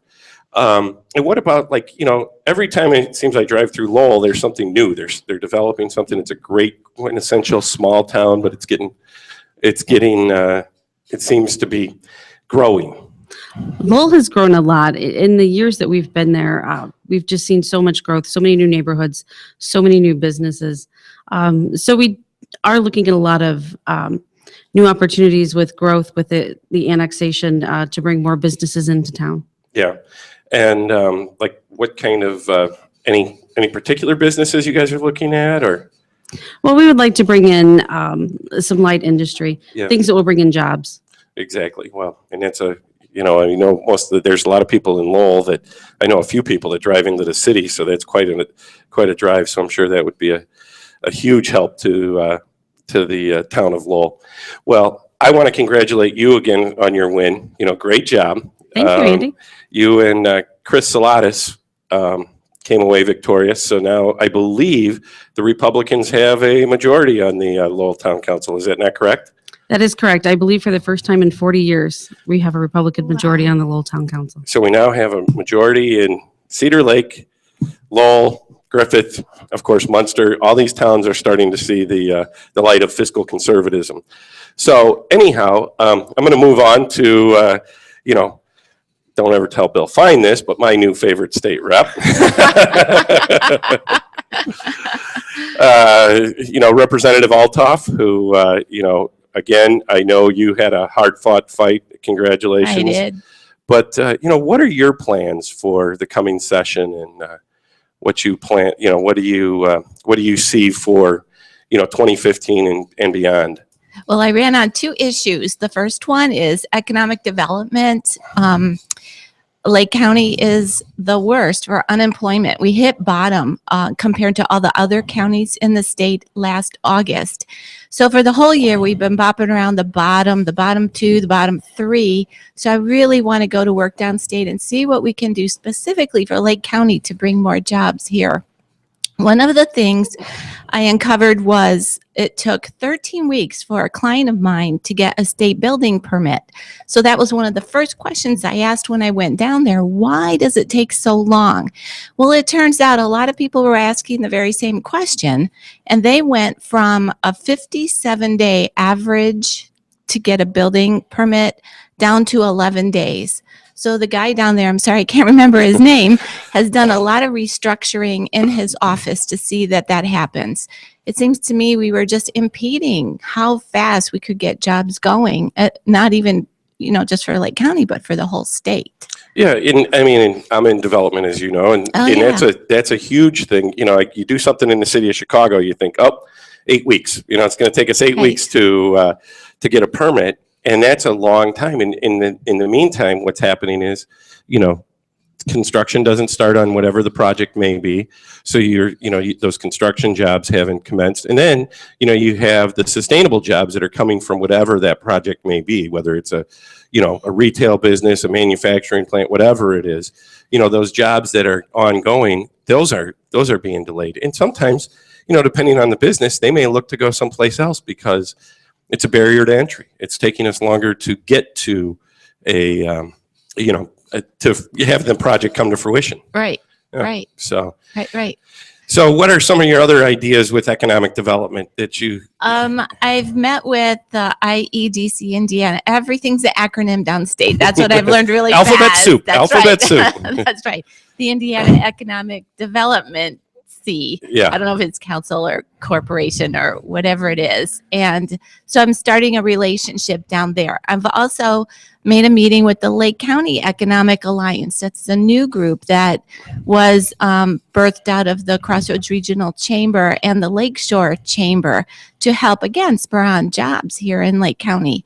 So I meet with them, I think, early next week. Oh, so nice. I'm in the very beginning stages. I've only been in office a month. Yeah. And so we'll see. You have to have me back so I can tell you So a what little are bit more. you said you had two things that you were interested in. Right. What was the second one? The other one is 1 in 6 of our teen girls are assaulted or raped. And to me, that's just unacceptable. And I wanted to dig into what is that about? Yeah. So there was a study commissioned by the General Assembly early this year in January.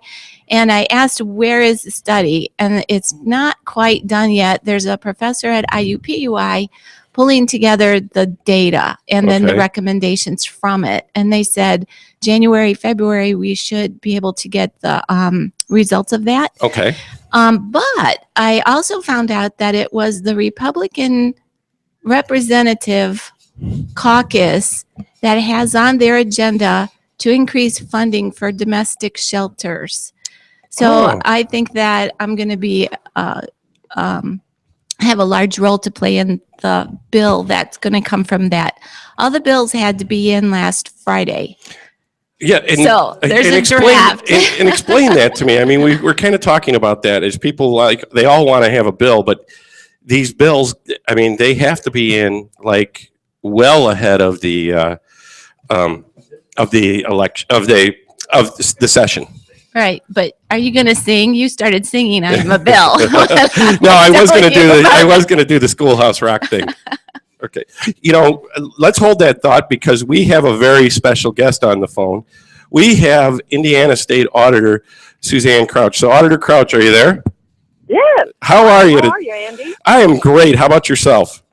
Wonderful. And I am joined here in the studio with Representative Althoff from the 19th District. Hi, Suzanne. And Leanne Angerman from the Lowell Town Council. Hey, Leanne. Hi, Suzanne. So, Suzanne, as you know, one of the things I wanted to talk about today, which has really kind of made me angry as I was explaining to our elected officials here, our women elected officials, is this perceived war that the Republicans have on women. And, I have an 11-year-old daughter, and I tell her every day she can do anything she wants. And here in Indiana, what did we do on November 7th on our statewide level? Well, we elected a historic ticket, all-female ticket at the top of the ticket with Connie Lawson as Secretary of State, myself as Auditor, and then Kelly Mitchell as Treasurer. And, it's so interesting, Andy, that women represent 51% of the electorate, yet in Congress, we only represent 19%. And here in Indiana, we represent 18.6% women do in the General Assembly. But on the flip side, while statewide, nationally, the states have only 33% of their statewide offices are female, but in Indiana, 71% of our statewide offices are female. So in Indiana, we have taken the lead, and voters have given their vote of confidence to the best candidates and the best office holders, which incidentally are women in this instance. So kind of interesting when you talk about the war of women that, that is a tactic used to try to sway people to elect women or to not support a certain party, whereas they are supporting a certain party, and they're supporting women in a certain party here in Indiana. I couldn't agree with you more. I mean, we have, I believe you are one of how many women on the Lowell Town Council? I am the only woman. You're the only woman. Okay. I am the third woman, but I am currently the only woman in Lowell Town Council. And of course, you replaced a woman, but she was of a different party.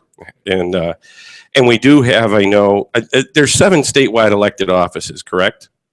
That's correct. And 5 of those are held by women. That is correct. Okay, we won't talk about one of them, of course, but 4 of them are all Republican women. Correct. And and I think that it's a different perception, and I think we need people to realize that there are opportunities out there. We are pushing for more and more qualified candidates who are, I always say that you want to have the best qualified candidate, not necessarily one gender or another, but it's great that we do have these very qualified women that are stepping up and, taking the call to public service, because, it is a call and it is a service. It's not a career per se. Well, and I will share this with you, Andy, and let me just say that I love Lake County because, like Vanderburgh County, it's on Central Time. So I just love that. Yes. But, in Vanderburgh County, where I am from, which is Evansville, Indiana, is located in Vanderburgh County, the Republican Party locally was the first party to elect a female as a county chairman. And in fact, I was the second female county chairman in Vanderburgh County. And to date, the Democrat Party in Vanderburgh County has yet to elect a female to head their party. So I don't think I think this is all over the state where Republican women are stepping up and they're taking leadership roles, and people are supporting them because they are the best candidates. a lot of cases, you and a lot of times. And I couldn't agree more. And, I was actually going to wait till later in the show, but I can make this announcement now. As you know, besides being the Lake County Treasurer, I am the Munster Town Chairman, the Chairman of the Munster Republican Central Committee. And we actually have selected a candidate for the 2nd Ward where Mr. John Eddington has decided to retire. And it is another Leanne. It's Leanne Mellon who is going to be running. So we've got a woman, and Leanne, of course, Leanne and Mike. So, yeah, so Leanne Mellon. Leanne is originally from Evansville. Yes, that's right. So another great woman from Evansville. Yeah, we're all over the state. Yeah, so she has agreed, and we are very excited about it, having her on board. I think she'll bring a different perspective because, that is true. We all have. That's the important thing, I think, in government is getting all the different perspectives of, people's lives. You need the different socioeconomic backgrounds and gender backgrounds, because you probably look at things a lot differently than I do. Well, women do approach issues in a different manner, and there have been studies at the national level regarding women's participation in Congress, and women just have a different way of approaching issues. And so they bring that different perspective. This study showed that women are a little more collaborative. Women are more task-oriented. And so if 51% of our electorate is women, to be truly a representative body, 51% of our elected officials should be female. I don't have a problem with that. I'm constantly recruiting candidates. So, and I enjoy recruiting and working with women candidates. I mean, both of these ladies here and yourself did a stand-up job. My kids still wear their red glasses around the house, by the way. That's great. I'm so excited to have women. And being able to support and promote women and encourage them to participate as you have there in Lake County. I mean, that's exciting. Well, and I want to thank you for calling in. This is great. I want to congratulate you, of course, on a historic win for our all female state ticket, and and good luck to you in the coming year, and look forward to seeing you soon. Hopefully we'll get you up here for a couple events in Lake County, because we'd love to see you here. Would love to. And Merry Christmas, Happy Holidays, and best to all. Merry Christmas to you too, Auditor Crouch. Have a great day. Thank you. All right. Thank Bye. you. Bye-bye. Bye. You're listening to the Lake County Republican Show, paid for and brought to you by the Lake County Republican Central Committee. That's a lot to say in one word. The Lake County Republican Central Committee. I am Andy Qunell. I'm the treasurer of the Lake County GOP and the host of the show. And with me here in the studio, I have Leanne Angerman, Lowell Town Councilwoman-elect, and Julie Altoff, a newly elected state representative from the 19th. So, Julie, we started to talk about... You were going to sing. I wasn't going to sing that. I'm just a bill sitting here on Capitol Hill, because I can't sing, okay? There'll be some young ladies coming in here later, or some young people that are going to be singing from the Hammond Baptist. They will do a much better job than I. Maybe we could talk them into singing that song. But you were going to explain to us how a bill gets brought to the floor. That's right. So if you could go ahead with that. So all our bills had to be turned into LSA. It stands for Legislative Services. Okay. And that's a group of attorneys and fiscal analysts. So they will write up the ideas, research it out, and put it in the legalese that a bill needs to be in. Every bill has to have a fiscal impact note attached to it. Yeah. So then the accountants go to work to tell you what the effect would be on the budget, pro or con. And then from there, it gets assigned to committee. I think the leadership then of the General Assembly assigns it to committees. So I've been assigned to my committee, Yep. that I'm going to be on. One is economic development, by the way. So Yep. I really wanted that. I got on that one. And so then you meet in committee and look at all the bills that have been submitted. Once it gets voted out of committee, then it goes to the floor. And on my side, of course, it will go to the House of Representatives side. On the Senator side, it'll go to the Senate floor. So each side will then hash through it again. So bills really get worked over a lot. And so then it passes out of the representative side, it passes out of the Senate, and then halfway through, they switch sides. So then we would look at all the ones that passed from the Senate and approve it. If we approve it, then it moves on to the governor for his signature. So it's quite a process. But in order to get in that process, it had to be in by December 13th or December 12th. Yes, 5 p.m., please. So, Right. I mean, you didn't have a long time because you were elected on November 4th, I Yes. believe. And so you. Right. So I got 2 in. Yeah. And Well, good. you are allowed up to 10. In your one, again, let's repeat this because this is important. It's for battered women's shelters, correct? That's right. It turns out that 1,700 people, I can't just say women because, men and women show up, have been turned away in the state I think that's a year. So they wanted to work with domestic shelters and find out what more can be done about it. The state has been talking to the Indiana Coalition Against Domestic Violence and has taken some of their suggestions, and then I've incorporated that into my bill. Oh. So we'll see where it goes from there. So now it'll start getting researched a little bit more, talked about, and we'll see. Okay, well, we have one more caller. It's Mad Mac, and normally I'd take a call from Mad Mac any day. So let's go ahead. Go ahead, Mad Mac. Well, that shows you're not as smart as you think, then, doesn't it? Well, I was going to say, because this is a perfect thing. It's almost like a trifecta. You got Bill Baker, you got me, and you got you on. You can't go wrong, right?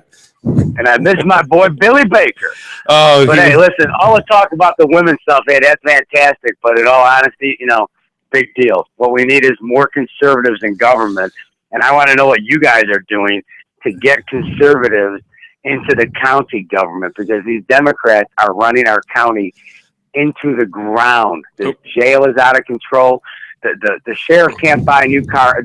Ford can't get them off the assembly line fast enough to get them shipped down to Lake County. And the plumbing companies are just now I'm seeing every plumber I used to deal with, they're all driving around with Porsches because they got the contract with the county, plastered in the back of their car to sell them gold-plated faucets and stuff. It's totally out of control. They just put in they approved another $12 billion our county is going to take in debt. 12 million, not billion. 12 million, excuse me, my bad. But either way, the women thing, hey, that's great, that's fantastic. But what are you guys with Qunell and company? What are you going to do to promote more conservatives, which unfortunately in this area is all Republicans, to get into that county government, to tear the wretched, deplorable thieves out of there, and get some transparency, something we can see, we can feel, we can look at numbers and go, this isn't right, as opposed to what they've done. Let's say the perfect example is the Lake County Garbage Board. Yeah. What are you guys what is your plan to get this thing going for the next election? Well, we are working on recruiting candidates, as we always are. The thing of it is, Mad Mac, as you know, this county has been controlled by Democrats for years. And mainly it's been controlled by Democrats north of the Borman. I mean, most of the towns south of the Borman have always kind of had mixed boards, or like Munster and places like that have always been, controlled by Republicans. Oh, did we lose Mad Mac? We lost Mad Mac. So anyways, Mad Mac, it's a process that we have to go through. It takes time for people to realize that we're doing the right things for the county. And, we need to get more fiscally conservative people involved, like these fiscally conservative ladies that are here with me today.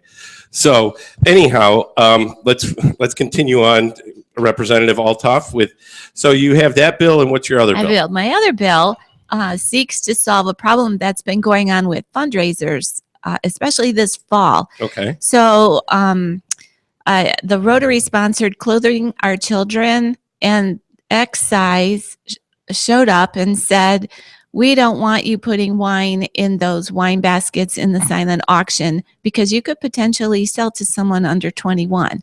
And while, yes, that's true, it really hurt a lot of fundraisers because people like to bid on liquor baskets or wine baskets. And what has been the harm of it over the years? I don't see any I've never heard of that. Somebody, you sold it to an 18-year-old. I don't know who. And would an 18-year-old paid $50, $80 for a couple bottles of wine in a basket for a good cause? Maybe. Most of the time, I mean, I don't know. I go to a lot of these type of fundraisers. There's generally not even anybody under the age of 30 at a lot of them. I mean, most of it's people like, my age and above that are showing up for these things and bidding on these items. Yeah, so my bill would exempt some of that. Of course, I wanted to align with, yes, you have to be over 18, not the right state, right? Over 21 to buy it. We don't want to sell to someone intoxicated, and the limits that are currently there when you buy from the store should probably be there as well. Yeah. So, And it is, you could get a nice bottle of wine and two of you are arguing back and forth and you're trying to one up each other. That's right. Maybe it wasn't, it's a $30 bottle of wine, but you end up spending $150 because you feel great because, I'm doing it for a good cause or whatever. And so, the charity is losing out because they're not raking the profits from that, which they normally could, and I know, sometimes some of these regulations have unintended consequences. They hinder some of these charities, and you have to remember the people that are working on a lot of these charities or not for charities, more or less, are volunteers. So they're not, they don't have all this, internal knowledge of how this works, what the laws are and everything. And it's kind of, it's difficult to follow, to figure out where you fit in that situation. You're right. So they do need to, simplify that and make it easier for them.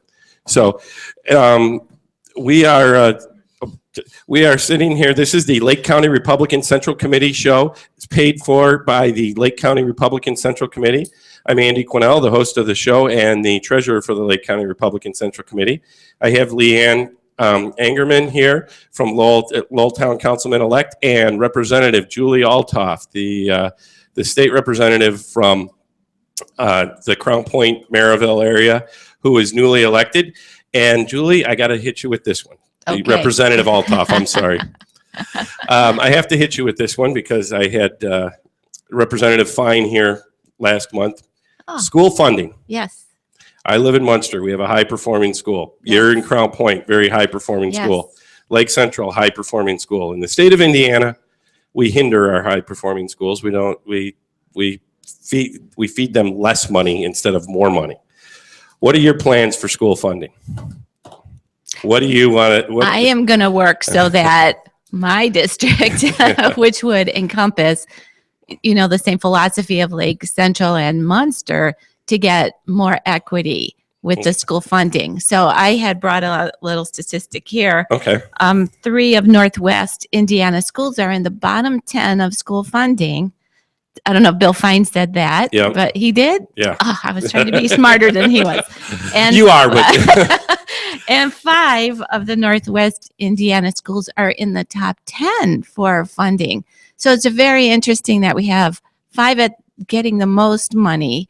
And I could tell you who they are: East Chicago, Gary, Lake Ridge, Hammond, Lake Station. No surprises there, And these are. There's also a virtual charter school that's getting a lot of money. They don't even have a building. Not on my chart. Yeah. Okay, go on. Sorry. And that's before the federal Title I money. Yeah. So we don't really have control over the federal Title I money, and I think that's for free and reduced lunches. Correct. And some help there, and that's great. But if we can find more middle ground where the best performing schools aren't getting the lowest amount of money, would be good. And we could really take it far. I couldn't agree with you more. And that's the district I represent, Crown Point, great schools. Hilbert's pretty good schools. Yeah. And, all the schools here in Lake County, I think we have great schools. It's, the reason we moved to Munster was because of the schools. And now we're feeling the pain of having a high performing school and all. So it's really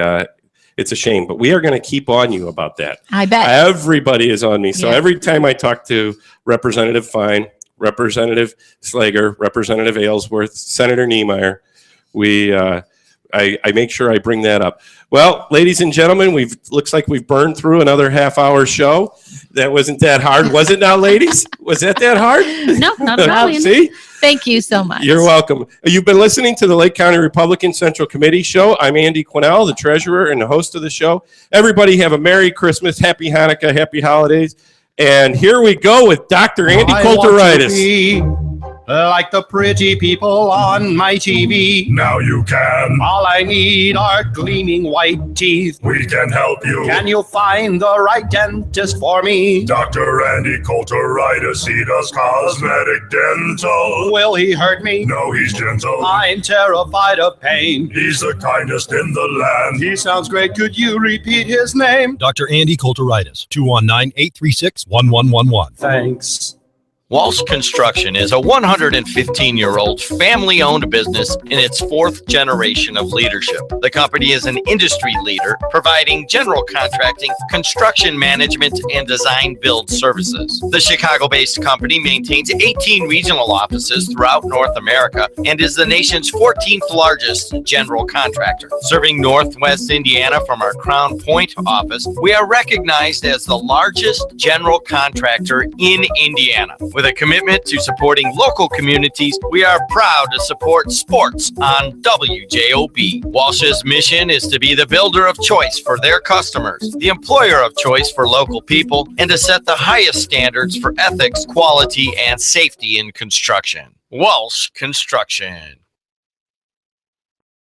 Buy for less at Joe Rizzo Ford of North Riverside's Dream Big sales event. Buy a new 2014 Ford Focus for $13,390. A brand new 2015 Ford Fusion for $17,290. A brand new 2015 Ford Escape for $18,690. Or a new 2014 F-150 for $21,390. 0% financing and huge factory rebates make this a great buying opportunity. Joe Rizzo Ford, 22nd and Harlem Avenue in North Riverside. Or shop online at RizzaCars.com. Next title license off fees extra.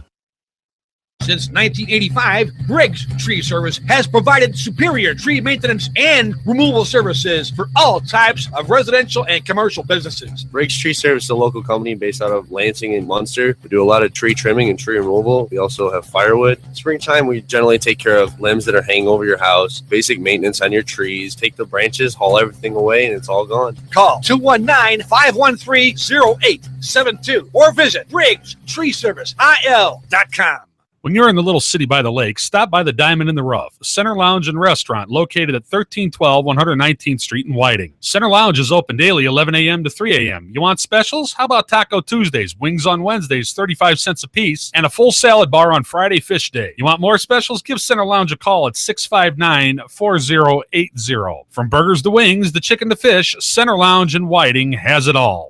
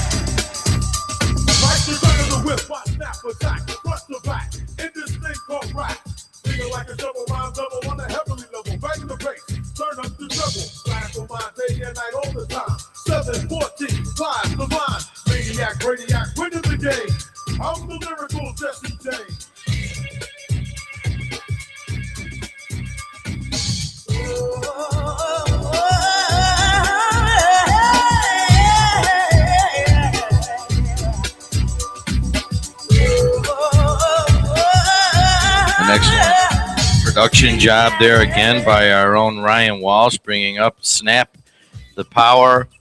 4.45 million views on this video, and You can do it. Just type in Snap the Power. It's not a bad song, really. Yeah. I got the power. And how appropriate is that as we're going to go into the NIPSCO show right here in 1 minute.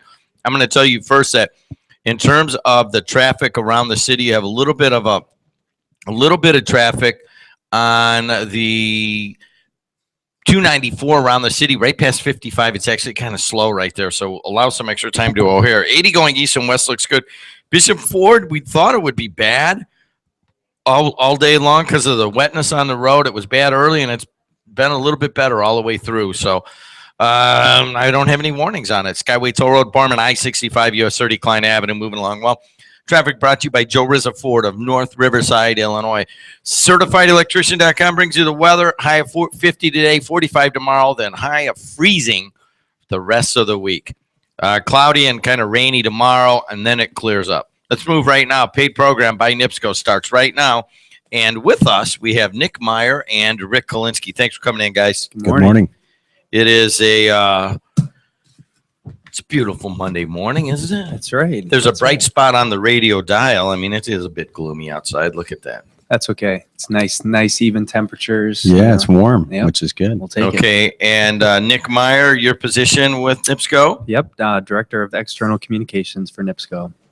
And Rick, what about you? Manager of Public Affairs, handling the territories of Lake and Porter County. Rick, of course, you grew up how many blocks away from here? Boy, not too far. I would say about a half mile away from here. Hammond guy. Gavitt guy. Gavitt guy. The pride of Hammond, Gavitt. There you go. I'll take that. Yeah, right there. Nick Meyer, the head of external communications. If you guys want to talk to NIPSCO, this is the time. By the time they want to talk to you, 219-845-1100. We got a lot of stuff on the docket, but I got to say 10 days ago was one of the cooler things that I've seen in terms of some community service and people coming together. And that was at Round the Clock Restaurant. Why don't you guys tell us about it? Yeah, well, first, thank you guys to WJOB, Jim, Alexis, Ryan, Debbie for coming out to cover the event.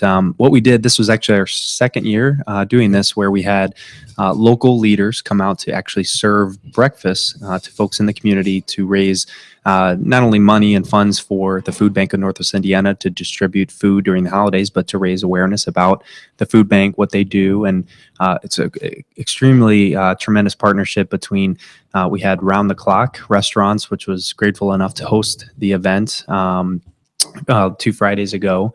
And we had several community leaders come out. Rick, I didn't even mention some of those folks. Sure, we did. We had Chancellor Tom Keon from Purdue was out there. Chris White, the publisher from the Times. Our very own Chief Executive Officer Jim Stanley. Of course, Jim, you were there, and we had a good group of folks. A lot of people coming out to have breakfast, and really a great event. A good way to plug in the holidays. I mean, we look to. There are so many people, and there's so many needs across our area. It's just a great way to get engaged and be a part of the holidays to help folks that are less fortunate. Yeah, we had James Muhammad from Lakeshore Public Media. We had Vanessa Allen from the Urban League. I mean, it was a great event all around. And again, I think it's something we can build on for next year. And we tried to get some folks from the Cubs or from the Bulls, but it gives us something to work from next year. Ken Deal, of course, also of the new CEO of Strachan Van Til. He was making some rounds. As a matter of fact, let's give special kudos to him. He went coast to coast. He was one of the first ones there, and he was still pouring the coffee long after many of us left. So I think he got himself a part-time job afterwards. It was kind of neat to see a guy. He just comes back. I think he's a local guy, born in Gary, goes and he works for A&P for a number of years, and he gets the job as the CEO of Strachan Van Til. And immediately he wants to get engaged in the community. And literally you could tell that, he was excited. He's like, man, I'm back in the region. These are region folks. And he's talking to everybody. And I'm like, Ken, it's 9:30. I'm gonna buzz out. He goes, you know what? Why don't you just go ahead and Stan and I, his new guy with him, we're just gonna keep pouring coffee. Nick and I were having some breakfast afterwards, and Nick looked at him. He says, "You're good to go if you want." He goes, "I committed to 10 o'clock. I'm going to stay here to 10." I think he stayed till a little after. Oh, he 10, was so after. Yeah. As soon as people started finding out he was the Strachan Van Til guy, they were like, "Oh, I got to tell you." I had one gal from Gary and another from Lowell trying to tell him, at Ultra, you got to pack the groceries. I won't go there anymore. And he's like, "Listen, preaching to the choir. We're eventually going to do that. I mean, this is those little stuff you get by going in the community. That's a great point. If you're out engaged with your customers, and I'm sure there are a lot of Strex customers there that morning. They seem to have obviously a very good hold on the grocery market here in Northwest Indiana. You probably got a lot of great feedback, which is valuable. Yeah, just to give you a sense, so thank you to any of the listeners that came out that day to have breakfast and support the food bank. But to give you a sense of what happened with those dollars, so NIPSCO had provided about $20,000 for the initiative. We raised another few $1,000s from the round the clock event. All of those funds went to purchase food, produce. Really, this isn't your typical dry package food stuff. I mean, there were chickens, produce, et cetera, that were actually this past Saturday in Portage High School. I was out there. We had several volunteers from the community. I think we served just around 200 folks from the community. About 15,000 pounds of food went out last Saturday. This upcoming Saturday, we'll be back out again in Maryville at the Radisson there for another food distribution event. So again, great community event. A lot of dollars and awareness raised for the food bank, and helping a lot of folks in need during the holidays. Rick Calinski and Nick Meyer with NIPSCO. Also, we're doing a test right now. Angel Jimenez, the wunderkind behind many of the technology things here, along with Chuck Pullen and some other people, is streaming this live. You can go to my channel, JED.TV, on YouTube right now. And if you would, or if you want to see what Nick Meyer and Rick Calinski look like, two handsome young guys, and or if you also want to give us some feedback on how that's working, that'd be great too. But you guys look real good on the video, by the way. Thank you. Yeah, we didn't even know we were going to be live. We're testing it, and we're getting some feedback from some of the folks out there. Hey, listen, let's move on. We had a complaint here on the radio. Somebody was complaining about your ESP service and a little confusion of whether that's NIPSCO or not NIPSCO. Tell us what it is and where that's at right now. Yeah, we've gotten a few of those recently. That the program you're referring to, Extra Service Protection, it was actually a program that NIPSCO started actually with partnership with its union workforce, where because many of our employees are out in the community, at homes doing other repair work, et cetera, that we would provide this program for, let's say your furnace goes out or you need some repair on your air conditioner. Well, we would actually dispatch and send folks out to service those. That was a program over time where, again, is a very successful program. But, when you look at the sort of core bread and butter of our business of keeping the lights on, keeping the gas flowing, that was kind of a program sort of outside of that space. And so a decision was made to actually sell that product, Extra Service Protection, to another company called AGL Resources, who actually does these types of programs all across the country. So about 2 years ago, we sold that. I wasn't part of the sale, but what they did was they sold the name NIPSCO Home Solutions to AGL Resources, thinking that maybe that would make a better transition for participating customers, that they recognize the NIPSCO name. But what in turn that did was it caused a lot of confusion from customers, because they'll get a mailer, they'll get something in their bill, et cetera, that mentions this program, and people try to figure out, well, is that NIPSCO, is it not? They are not an affiliate of NIPSCO. They do carry the NIPSCO Home Solutions name, but we are not connected in any way. We completely sold that program off, so our employees don't work on that program any longer. If you call our 1-800 number, we'll transfer those over. So still get some confusion from time to time, but wanted to try to clear that up today. We heard some calls on that last week. Rick, you got anything on that? No, it's been challenging. I think, as Nick referenced, as part of that sale, the ability that they have to keep our name with that particular company or service has been a challenge. I've dealt with a lot of local community leaders who've heard some input, some comments back from their constituents, our customers, and we just have to keep getting the word out and let them know that we're really not a part of that process any longer, and we do have a way to contact those folks if you need it. So let us know.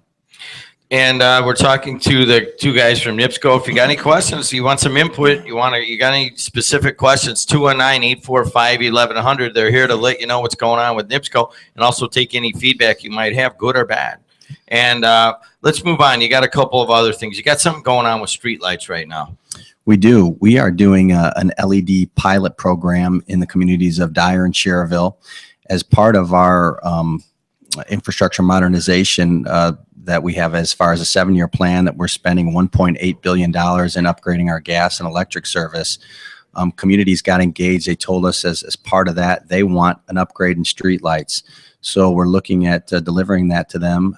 LED is kind of the new buzzword, and you kind of hear that. It's called light emitting diode, which is, if you're not an electrical engineer, it probably means nothing to you. But most of our street lights are now high pressure sodium street lights, and the LED obviously use a lot less power.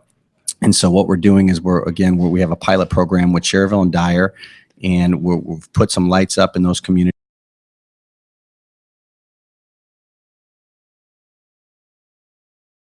for feedback from the town, from their constituents, our customers. And the whole idea really is to provide a energy efficiency option to street lights. And at the same time, it's a different light. It's actually considered a white light. Most of the lights you see now are kind of an orange, yellowish color. And they've also said that this particular light is much better. It actually will bring down it's safer.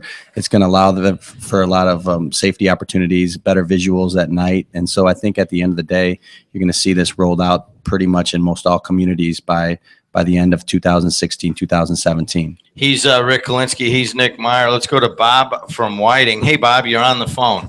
Hey, how you doing? Good. I got a question. A lot of times consumers get calls from another gas company wanting you to lock in the rates per therm. And can you explain that? And in the long run, are you better off going with these people because they want to lock you in for a year or two, or are you just better off staying with the NIPSCO gas rates? Yeah, thanks for the question, Bob. Hang up and listen. Thanks. Good question. Yeah, the program you're referring to, NIPSCO, is actually, some people don't realize this, we're the only utility in the state that offers our customers the ability to choose who they purchase their natural gas from. So it's called the NIPSCO Choice Program. And what that means is you have the ability as a customer to select from about a dozen or so alternative suppliers who you can purchase that gas from. Typically, you can lock in for a year, 2 years. They all offer sort of different terms. And we would still, again, deliver that product to you. We still maintain the pipeline. You'd still get a bill from us for that basic customer service charge. But the actual cost component of the gas, which makes up pretty much a majority of your bill, you have the ability to choose. Now, in terms of giving customers advice, really the only advice that we can give from the utility, because we can't knock the program, we can't say, it's good or bad or better or worse than what we offer. All we can do is say it's like anything, do your research, be an educated consumer. You can look at the what's called the NYMEX exchange. You can look toward futures gas prices to see what they look like down the road. The good news is, for NIPSCO, we've been the lowest gas cost provider in Indiana for quite some time. And and when you look at the market for gas prices in the future, they're staying very low for the relative future. So, I wish I could tell you, yeah, you're better off with one or another, or sticking with NIPSCO. It's just really what you're comfortable with. It provides sort of a peace of mind that you're locked into that rate. But at the end of the day, it's kind of like the stock market. How has NIPSCO been able to keep that so low?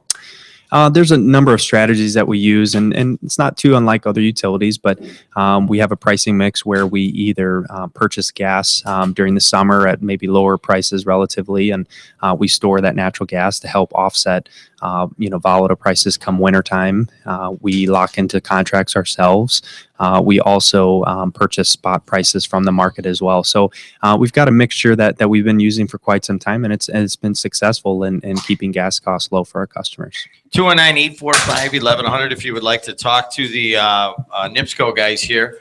And that's Rick Calinski and Nick Meyer. We're talking about the street lights. We're talking about natural gas. Food Bank of Northwest Indiana, what a successful fundraiser that was. NIPSCO, of course, gave $20,000 to the food bank, and we had the big breakfast out at around the clock. I was live there for, off and on for like an hour. It was a lot of fun. Hey, what else we got going? I know you had some other things going on. I want to put out some information, Jim, that's extremely important to all of our customers regarding not only our customers, but all folks in the area. We've had a few calls recently to our customer service center about some scams or folks that are trying to scam customers based on saying that they work for the utility. And, the important thing to think about is these scams come in many ways. It could be phone calls, emails, even at your doorstep. There are people that ask for payment over the phone, people that say that they're working for NIPSCO and they need to enter the home. There's also emails that are sent out on behalf. And this isn't only a NIPSCO, it's a utility industry-wide thing. Obviously, everyone pays some sort of utility bill, so I think a lot of folks think that they can take advantage of that situation. I just want to give a little bit of information as to what to look for in situations like this. First of all, most NIPSCO employees do drive a NIPSCO marked vehicle. They have branded uniforms. We never, ever, ever deliver cash refunds or look to pick up a check from any of our customers, something that's very important. All employees and contractors all carry a NIPSCO photo ID, extremely important. If somebody comes to your door, ask them for an ID. We have them, our contractors have them, they should and they will show you an ID. And you know, one thing to really think about is from talking to our security guys, we never ask to enter someone's home. Usually if there's a reason to go in the home, you, the customer, are calling us because you think there's a gas leak. So you should be aware that we would enter the home. Also, if there's a gas outage, if there's an issue, you know, we'll make that aware. You'll know that that's the case. And most folks obviously know that they've lost service. So sometimes we got to go in and we got to relight the pilots and such. So important. And if I can just run down a couple of real simple things that you need to look for. And again, this isn't just with NIPSCO or utility scams. I think it's helpful for all things. But never give personal information, you know, including social security numbers. The only time NIPSCO is going to take your social security number is if you're turning on new service, which is extremely important. So if you're already a customer, it's not something that we're looking to get from you. We don't need that information. We already have it. And we never ask customers who are behind in payments to purchase a prepaid debit card. There have been some issues lately on that where people are saying, hey, go to your local bank or go somewhere and grab a prepaid debit card. Green dot, you'll hear it referred to as green dot. Green dot scam. So that's one that's really important. We've heard a lot about that lately. You know, most importantly, if you think that you're subject to some type of scam, call 911 immediately, whether it's phone, email, if someone's at your door. Always check on that. We've got Rick Calinski and Nick Meyer. Or anytime you guys want to call, we'll cut in right now. Let's do it. Dave from Highland, what's going on, buddy? Good morning, guys. Hey, Dave. Rick, can you talk about any sort of service that other than, you know, delivery of gas and electric?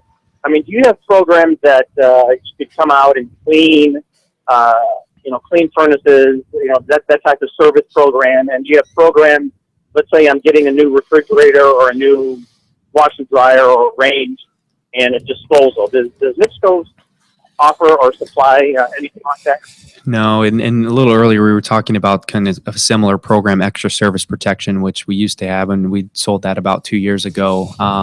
Those are no longer services that we offer. Again, we, you know, kind of kept that program to AGL Resources, who has programs like that nationwide. So, you know, we kind of tend to focus a little bit more on sort of the core parts of our business and maintaining reliable service. So unfortunately, we don't have those types of programs any longer. Another thing is I deliver all over the area and out in Wanata and areas like that. And it's funny, and I deliver a lot of, you know, hot water heaters and things like that. I mean, you know, 20, 30 at a time. And I find that anything that, let's say, east of 421 has the propensity of being electric range, you know, everything had to be electric. Is that just due to the infrastructure that there's no gas lines? That's why it's predominantly electric water heaters, you know, electric ranges and things like that. Is that the reason? It just doesn't have the infrastructure out there in the rural areas? Yeah, not knowing specifically. I mean, you're certainly right. We do have quite a few, they're called electric space heating customers, where they typically use all electric appliances. And many times that does have to do with the fact that, you know, their only other option is propane. They don't have the ability to get natural gas service. But what's interesting there is we're seeing a huge growth in interest for customers wanting to get natural gas service, especially last year after propane costs. And the average difference between a propane customer and a natural gas customer would have saved about, I think, a little over $1,100 last year if they had natural gas versus propane. So we're actually getting a huge increase in terms of requests for that type of business. But yeah, you could be right there. I think that could be maybe some of the genesis. All right. Thanks a lot, Dave, for the call. 219-845-1100. Have time for one more call. I'm sorry if you hear a little bit of movement in the background. We are prepping for quite a few more students than we thought from Hammond Baptist Schools. We thought it was 4 or 5, and it looks like it's perhaps 20 to 25. So he's setting up. We're right after this show. We're going to go into Hammond Baptist Choir. That's going to sing from here, and you'll actually be able to watch that at JED.TV, like you can watch us right now, streaming live.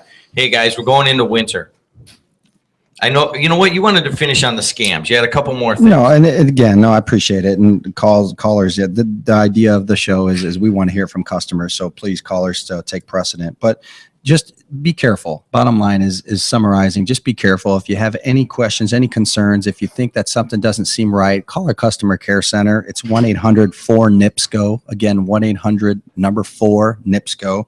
1-800-464-7726. You know, we do have bill assistance programs, but those are folks that are you're going to reach out for those programs if needed. And everything's on our website, NIPSCO.com. So again, use your instincts. If there's challenges, if you're not sure what the situation is, call our 1-800 number, call 911, just make sure that you're safe. And I just want to put that out there, especially this time of year during natural gas season, winter season, you see a lot more of that. You really do. All right, let's talk. It's been a kind of a mild winter so far. Almost the exact opposite of last year so far. I mean, where are we in terms of what NIPSCO is projecting for the next 3 or 4 months? I mean, no one could project what happened last year, but you have to have some sort of risk parameters in place. Yeah, and we talked a little bit last show about what we had anticipated, you know, this winter compared to last winter for bills. You know, right now, again, you know, we're seeing average temps, you know, kind of on par with what average temps should be around this time of year. Certainly much more mild than last winter. So again, we're still estimating about 4% less for winter bills this winter compared to last winter overall. So that's always good news for customers. I mean, anytime you hear that gas prices are low, you know, for your home, or gas prices even at the pump, I mean, that certainly helps keep more money in people's pockets, and that's always a good thing. Nick Meyer and Rick Calinski from NIPSCO coming in here on a paid program. You got to quit a little bit on the clicking and so forth, but we are setting up. We're all of a sudden a little bit stifled in our way that we could go forward when we see how many people are coming in, but that'll be next. Hey, let's talk about you two guys. How long you been? Calinski, you're the pride. I mean, you're kind of, you know, there's a lot of Hammond people listening and so forth. Sure. I've been with NIPSCO now for a little over 3 years. It's been great. You know, my background was coming from the municipal world, served in the city of Hammond for almost 8 years under Mayor Tom. And you know what's amazing is the parallels between working for a municipality and, excuse me, losing my voice today, a municipality and also working for a utility. You're providing service to customers, bottom line. And, you know, you look for ways to do that better and improve.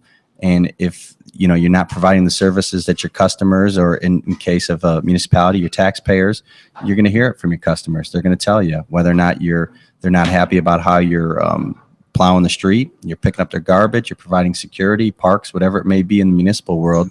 Same thing in the utility world, you know, that the parallels are really amazing. And I didn't realize that coming into it. They're not getting the service that they want with their electric, with their gas. If they're not getting new installation soon enough, they're going to call, they're going to reach out. They expect the best. And I think we're doing some positive things here over the last few years, and we're really hitting our metrics, and our marks are improving. So it's fantastic. So that's Rick Calinski, and just for many of you who don't know, he used to be the chief of staff to Hammond Mayor Tom McDermott, and then he went on to work for NIPSCO for the past 3 years. Nick Meyer, you're a little bit longer than that, right? Yeah, about 8 years. Was born in New Orleans, Kentucky boy. Grew up in Kentucky and went to IU, Hoosiers, and just kept moving my way up north. And my wife and I had 2 kids. We live in LaPorte County, although my wife hates it when I refer to county. She says, "Stop calling county you live in." That's how people think of it, though. You know what I mean? It is. You don't live in the city of LaPorte. You live in LaPorte That's County, right? That's Yeah. right. That's right. So yeah, about 8 years, and just really enjoying what I do. And NIPSCO is an excellent company to work for in Northwest Indiana, and very plugged into the community, and very excited today. We have a new employee starting with our team today, Denise Rodriguez.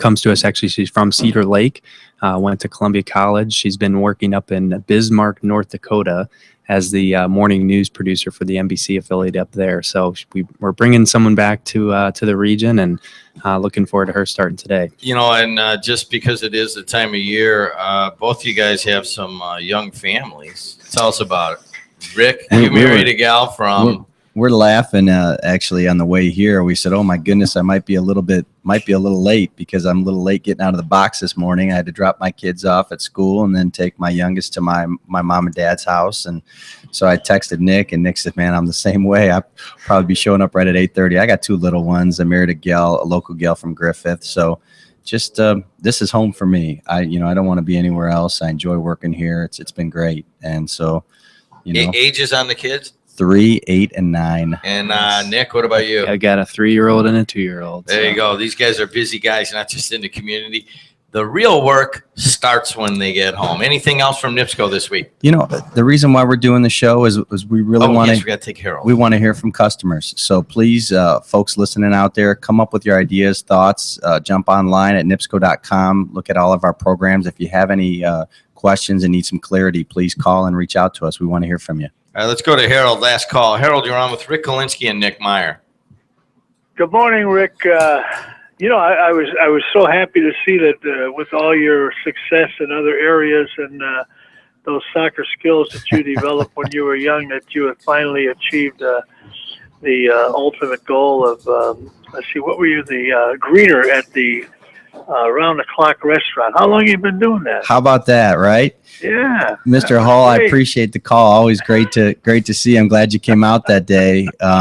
Harold Hall was a soccer coach, as many people know, around Northwest Indiana, and I had the pleasure of playing for him as a youngster. And not only was a great coach, he just was a great role model for the kids. And being a greeter was great. It's like, I never thought I would do that, but wanted to let folks know why we were there that day, and it was fun. I got to see great people like you.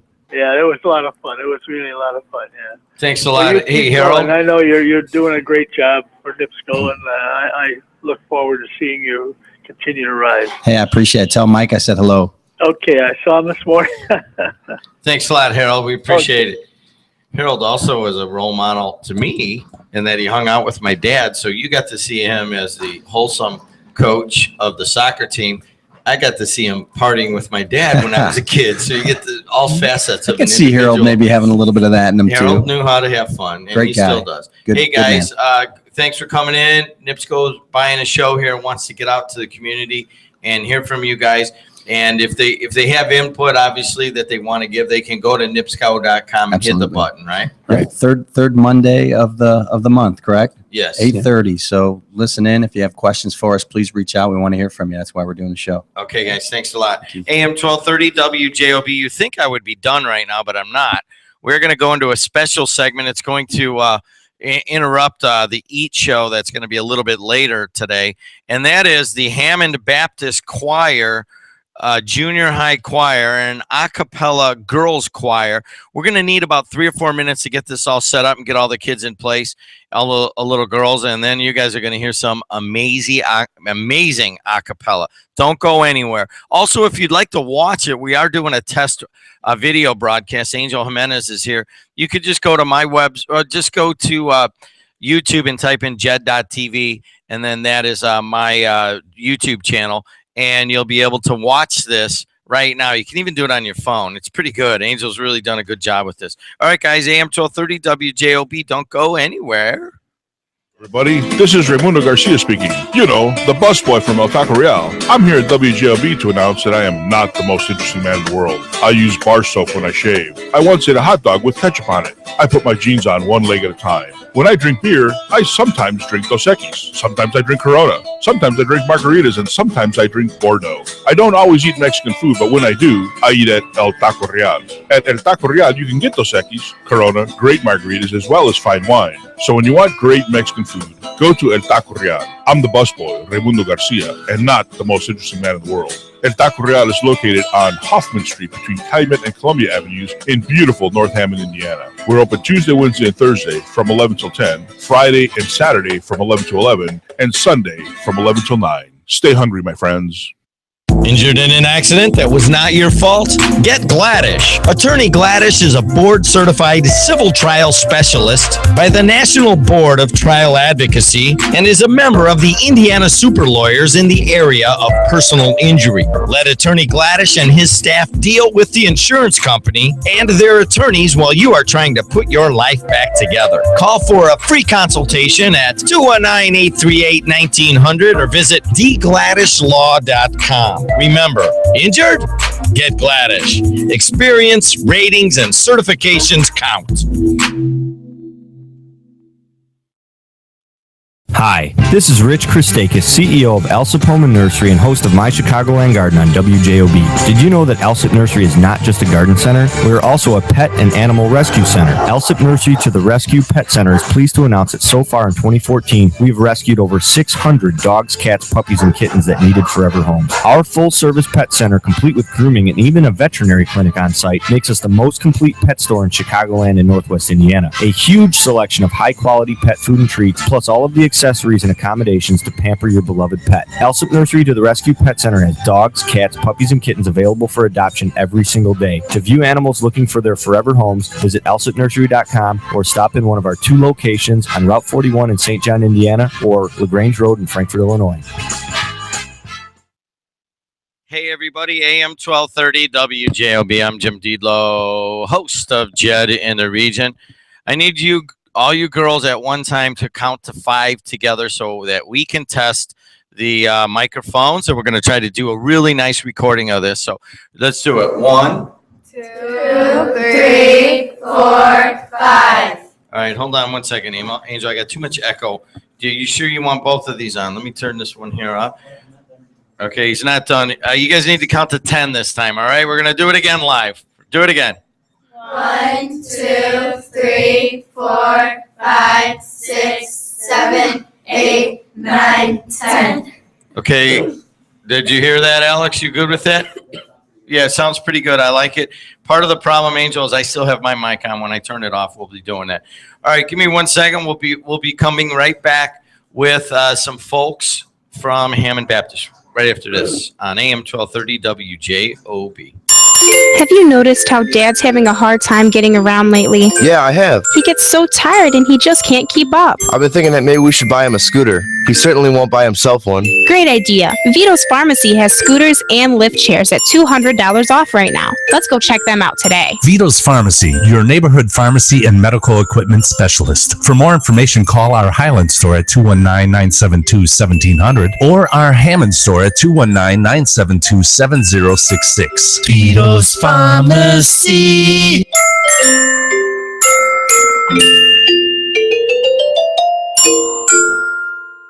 All right. Pretty good. Pretty neat, everybody. You're listening to AM 1230 WJOB in Hammond, Indiana.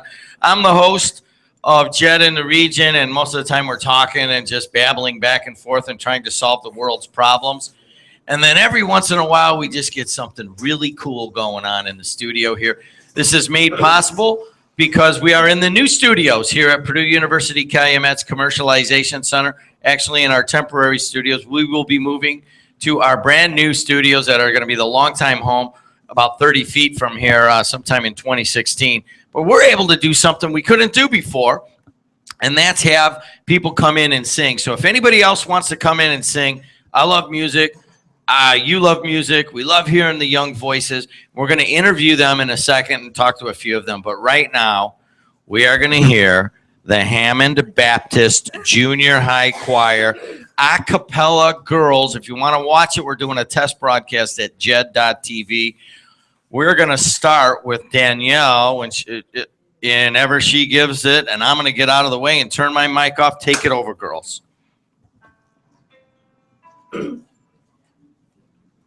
God rest ye merry gentlemen, let nothing you dismay. Remember Christ our Savior was born on Christmas Day to save us all from Satan's power when we were gone astray. Oh, tidings of comfort and joy, comfort and joy. Oh, tidings of comfort and joy.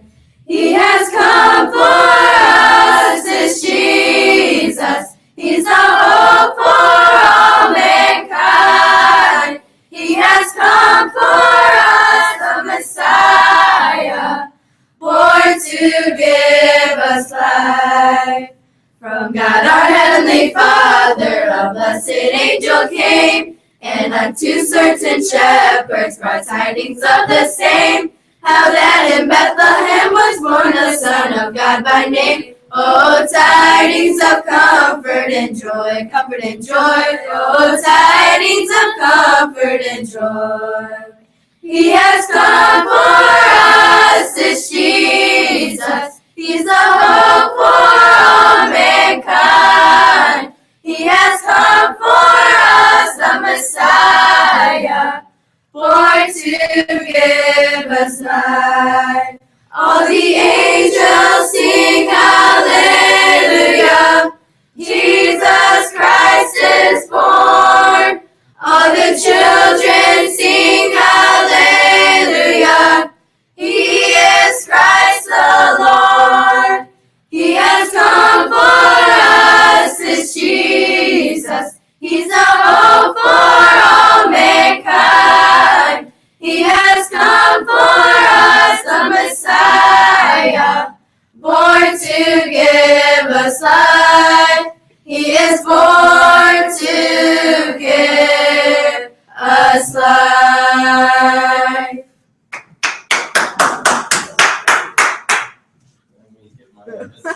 Where is it? Where is my headset? Here we go. There you go. That was amazing. That was the Hammond Baptist Junior High Choir with choir director. Come on over here if you would. If you could just talk into that condenser mic right there. And Ryan, or get a little closer there, and Angel will talk to you. Your name is? Danielle Vogel. Danielle Vogel. And where are you from, Danielle?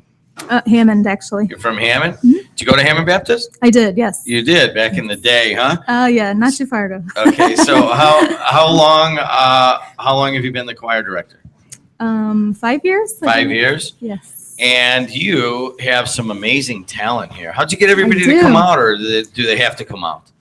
Today, yes, but we have tryouts at the school for it. Oh, you do? We sing all year long. Oh, you guys sing all year long? Yes. Where can you go to like community events if somebody wants you to do that? Yes, we do. And then how do they email you or get a hold of you? Say somebody heard this and said, "Wow, I would love to have them sing at city council meeting," or whatever it might be. Sure. How would they do that? It's just my email, drv, as in Victor, drv1219 at Hotmail. drv1219 at Hotmail, and you talk to Danielle Vogel if you're interested in getting some of these girls to come out and sing for you. So, what grades? 6th, 7th, and 8th. 6th, 7th, and 8th girls from Hammond Baptist. Now, are we singing another one, or was that? We do have one. You do have one more? Sure. You guys want to do it again? Okay, you guys are on the television. Danielle, I'm going to bring you over here so they can look forward rather than having to look sideways. So you'll have your choir director back here if you come over here, and then she'll be able to do it. All right, guys, I'm going to get out of the way again. Now, what was the one thing I told you when you came in you had to do? Smile. Okay, so is everybody smiling? I'm going to see if there's one that's not smiling, because radio is about smiling. You think they can't hear if you're smiling. Everybody can hear. Everyone can hear a smile. Take it away, Danielle.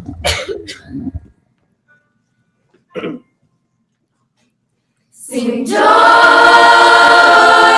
sing joy, joy to the world, the Lord is come. Let earth receive her King. Let every heart prepare him room, and heaven and nature sing, and heaven and nature sing, and heaven, nature sing. Joy to the world, the Savior reigns. Let men their songs implore. Rock fields and floods, rock hills and plains, repeat the sounding joy. Repeat the sounding joy. Repeat the sounding joy. Sing joy, sing joy. He rules truth and grace, and makes the nations prove the glories of his righteousness, and wonders of his love, and wonders of his love, and wonders of his love. Joy to the world, the Lord is come. Sing joy.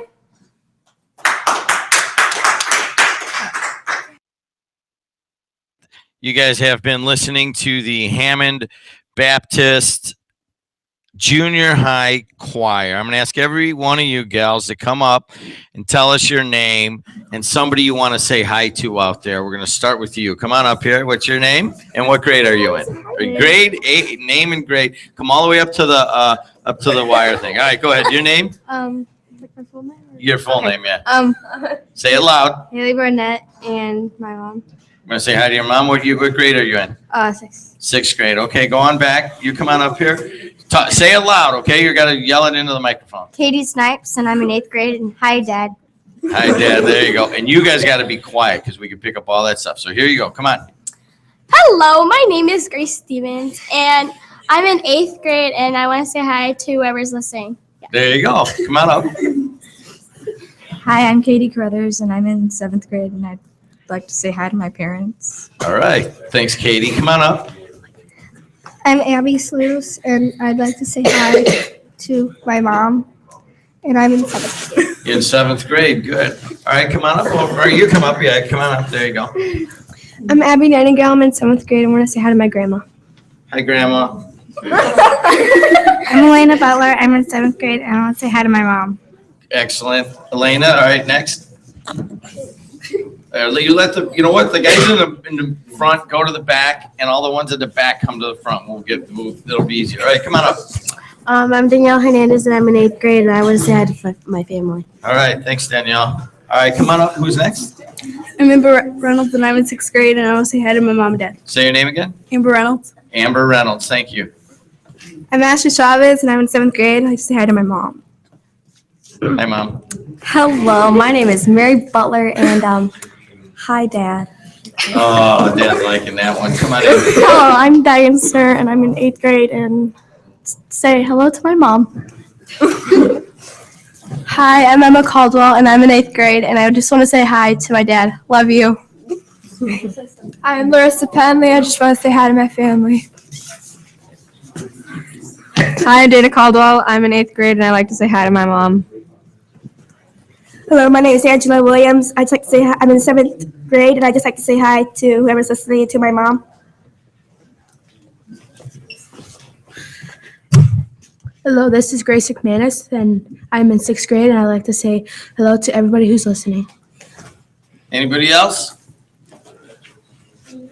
My name is Mia Elliott. I'm in 6th grade, and I want to say hi to my mom.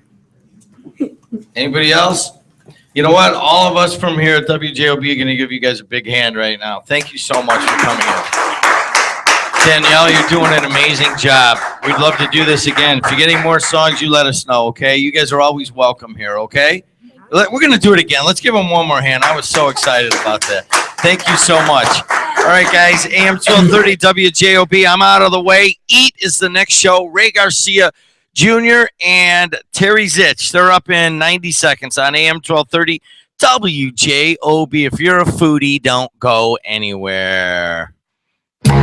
Theo's Steak and Seafood in Highland and Prime Steakhouse in Crown Point is gearing up for the holiday season. Buy a $100 gift card and receive a $25 gift certificate. Our Black Friday special is buy a $100 gift card and receive 2 $25 gift certificates, or a $50 gift card and receive a $25 gift certificate. Theo's will be open Thanksgiving, Christmas Eve, and New Year's Eve. Prime Steakhouse will be open for Christmas Eve and New Year's Eve. Make your reservations today, and it's not too late to book your holiday party. Call 838-8000 for more information.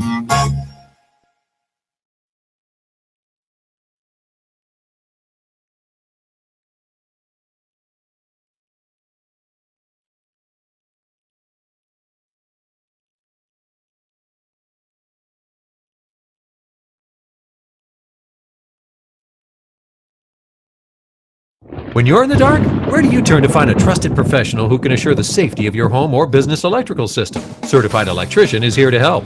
Looking for a highly skilled electrical contractor for your next construction project? CertifiedElectrician.com is where to find one. We connect you with pre-screened electrical professionals living right here in Northwest Indiana. Experts in residential, commercial, voice data video, and signage. Certified Electrician can fulfill all your electrical needs. Visit CertifiedElectrician.com. Langel's Pizza in downtown Highland is happening for the holidays. Book your holiday party in either of our 2 banquet rooms. Purchase a $50 gift card or higher and get a $10 gift card free. Langel's annual Ugly Christmas Sweater Party will be Wednesday, December 17th with a DJ from 9 p.m. to 1 a.m. Win a prize for the ugliest sweater. Langel's Pizza. Give us a call at 923-4900.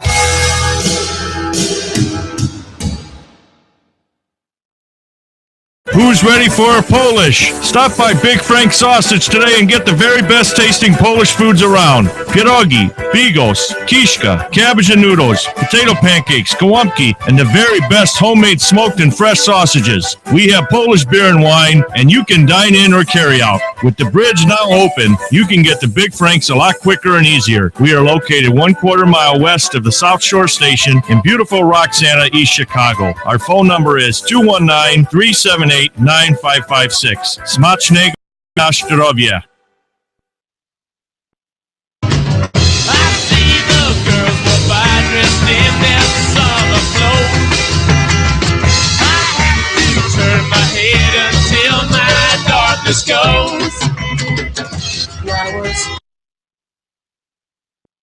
Buy for less at Joe Rizza Ford of Orland Park's Dream Big Sales Event. Buy a brand new Ford F-150 for $9,410 off MSRP. A new Ford Fusion for $6,545 off MSRP. A new Ford Escape for $5,283 off MSRP. Or a new Ford Focus for $4,708 off MSRP. 0% financing and huge factory rebates make this a great buying opportunity. Joe Rizza Ford, 159th Street and 80th Avenue in Orland Park. Or shop online at RizzaCars.com. Next title license off these extra.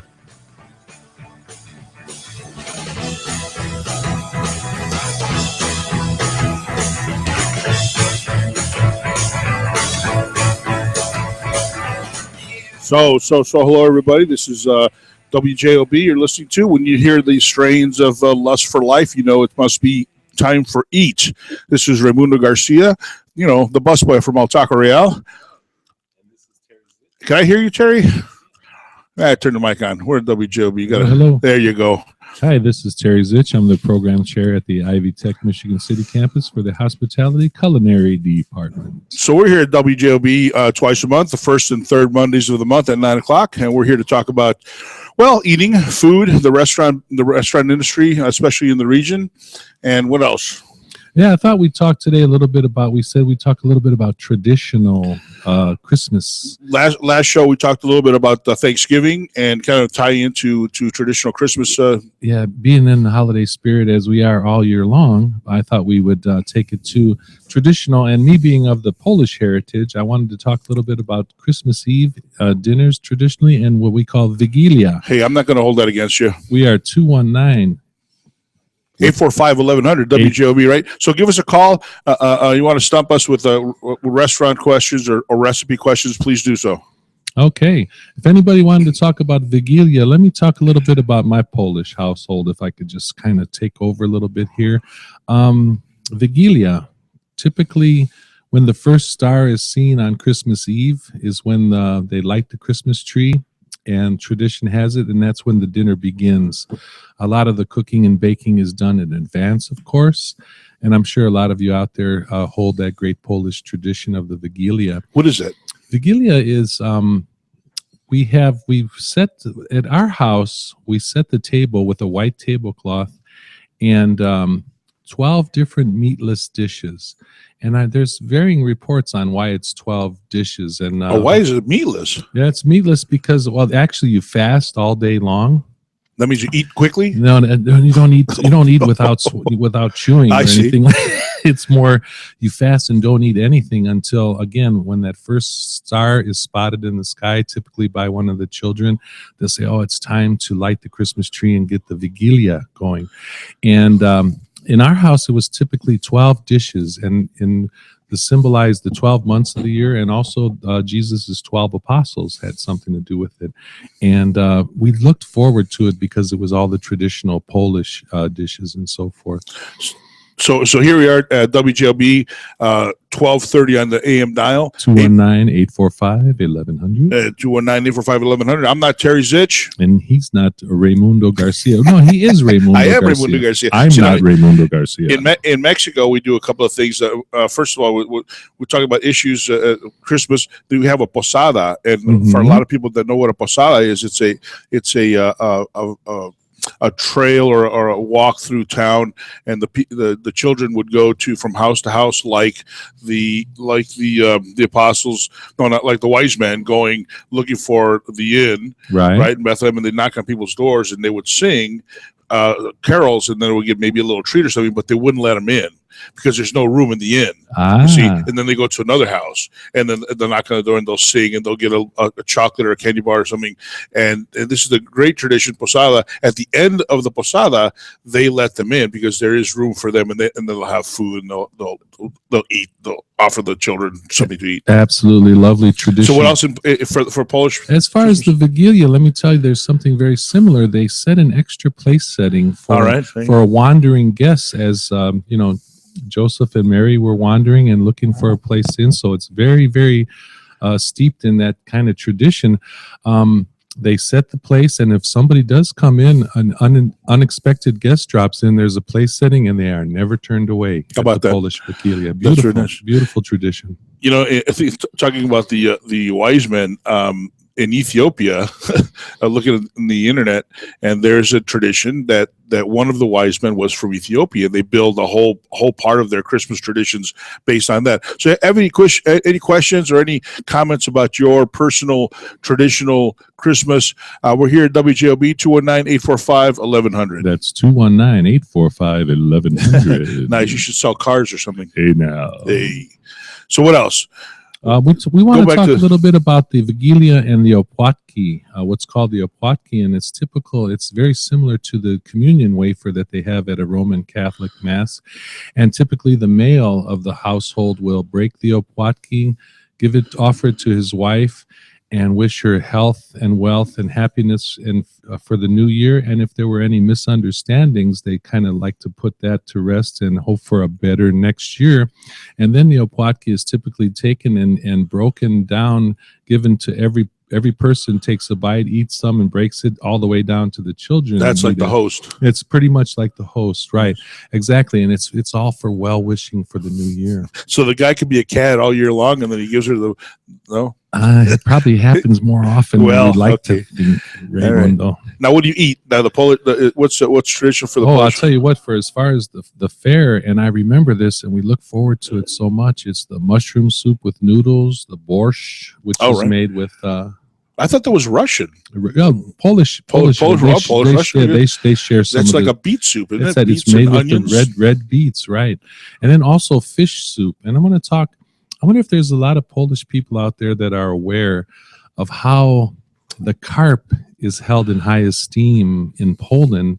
They expect to see carp at a traditional Christmas Eve meal like that, the way Americans would expect to see turkey. All right. And the carp in the United States, of course, is thought of as what? What's a garbage fish? Like a trash fish, because it's a bottom feeder, and they eat whatever's dead on the bottom of the lakes and so forth. Sure.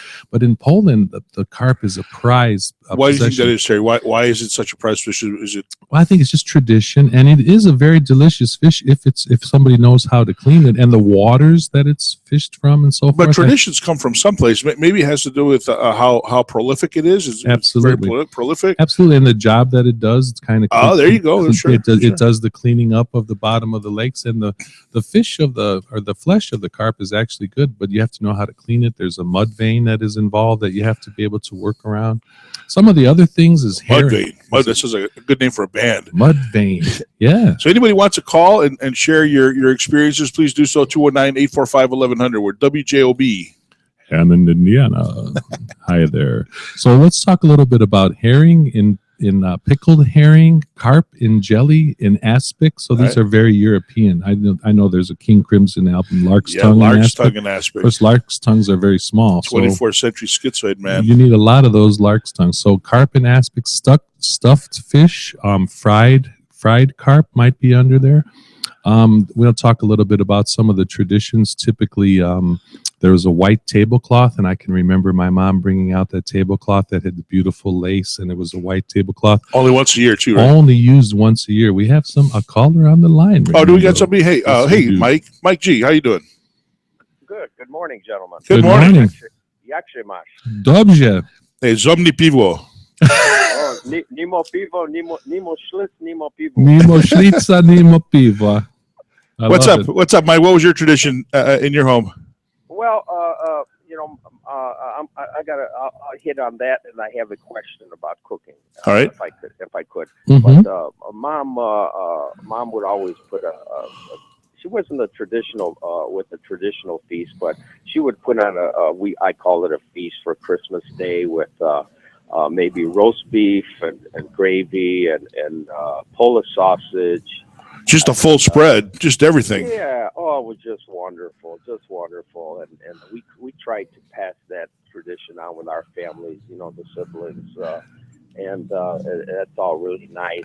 But last year, I believe it will be the start of a tradition for me at this point in life at 62, making pierogi. All right. Yeah. Yeah, and I had a question, if you might know. I would like my dough to be a little more tender, and also I have a question on the kraut.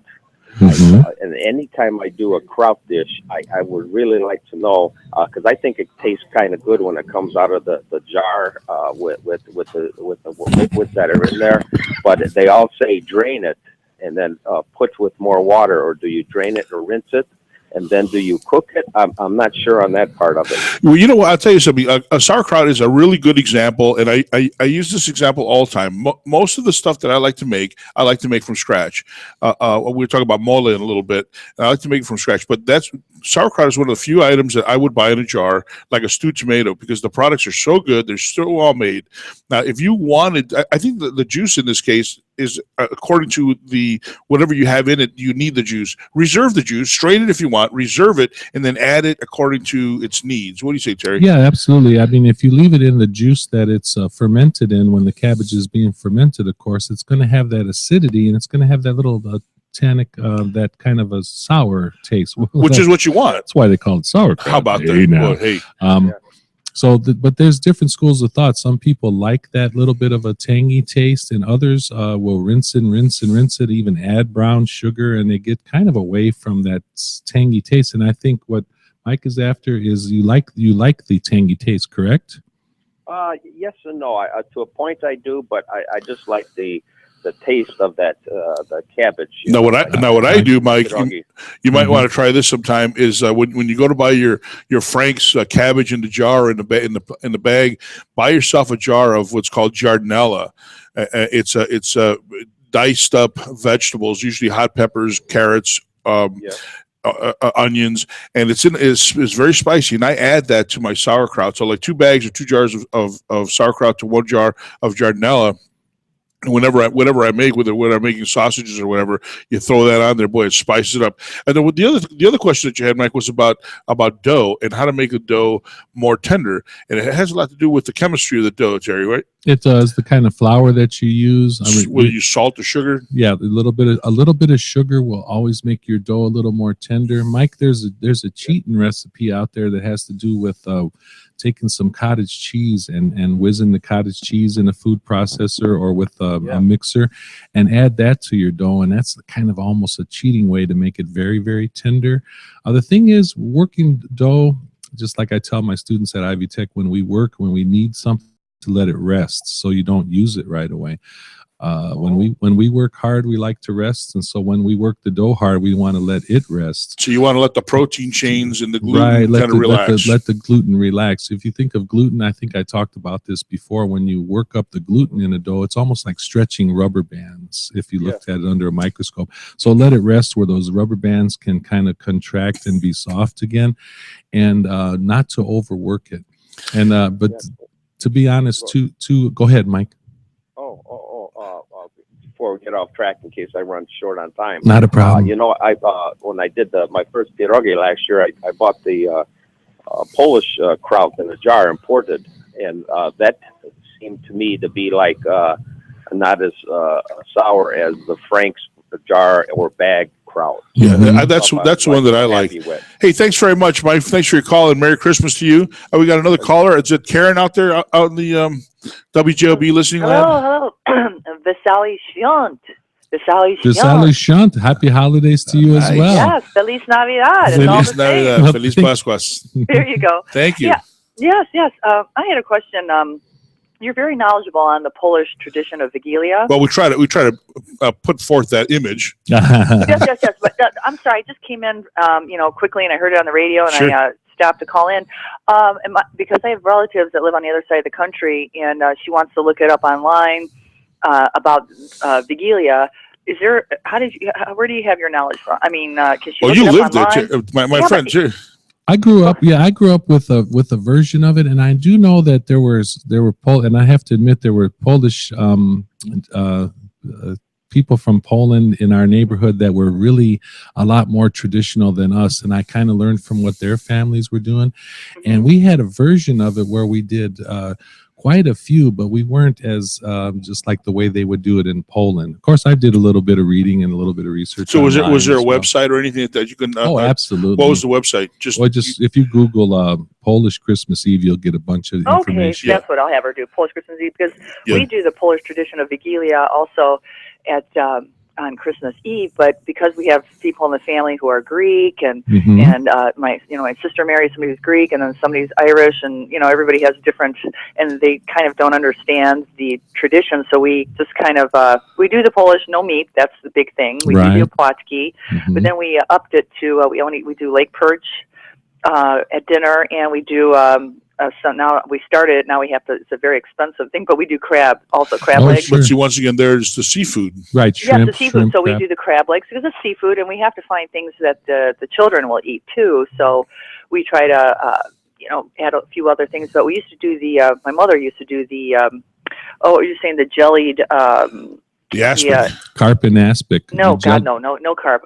Never. Never going to happen in our house. You could do jellied lake perch. Yeah. No, you were saying the jellied, I forgot the prose word myself, with the herring.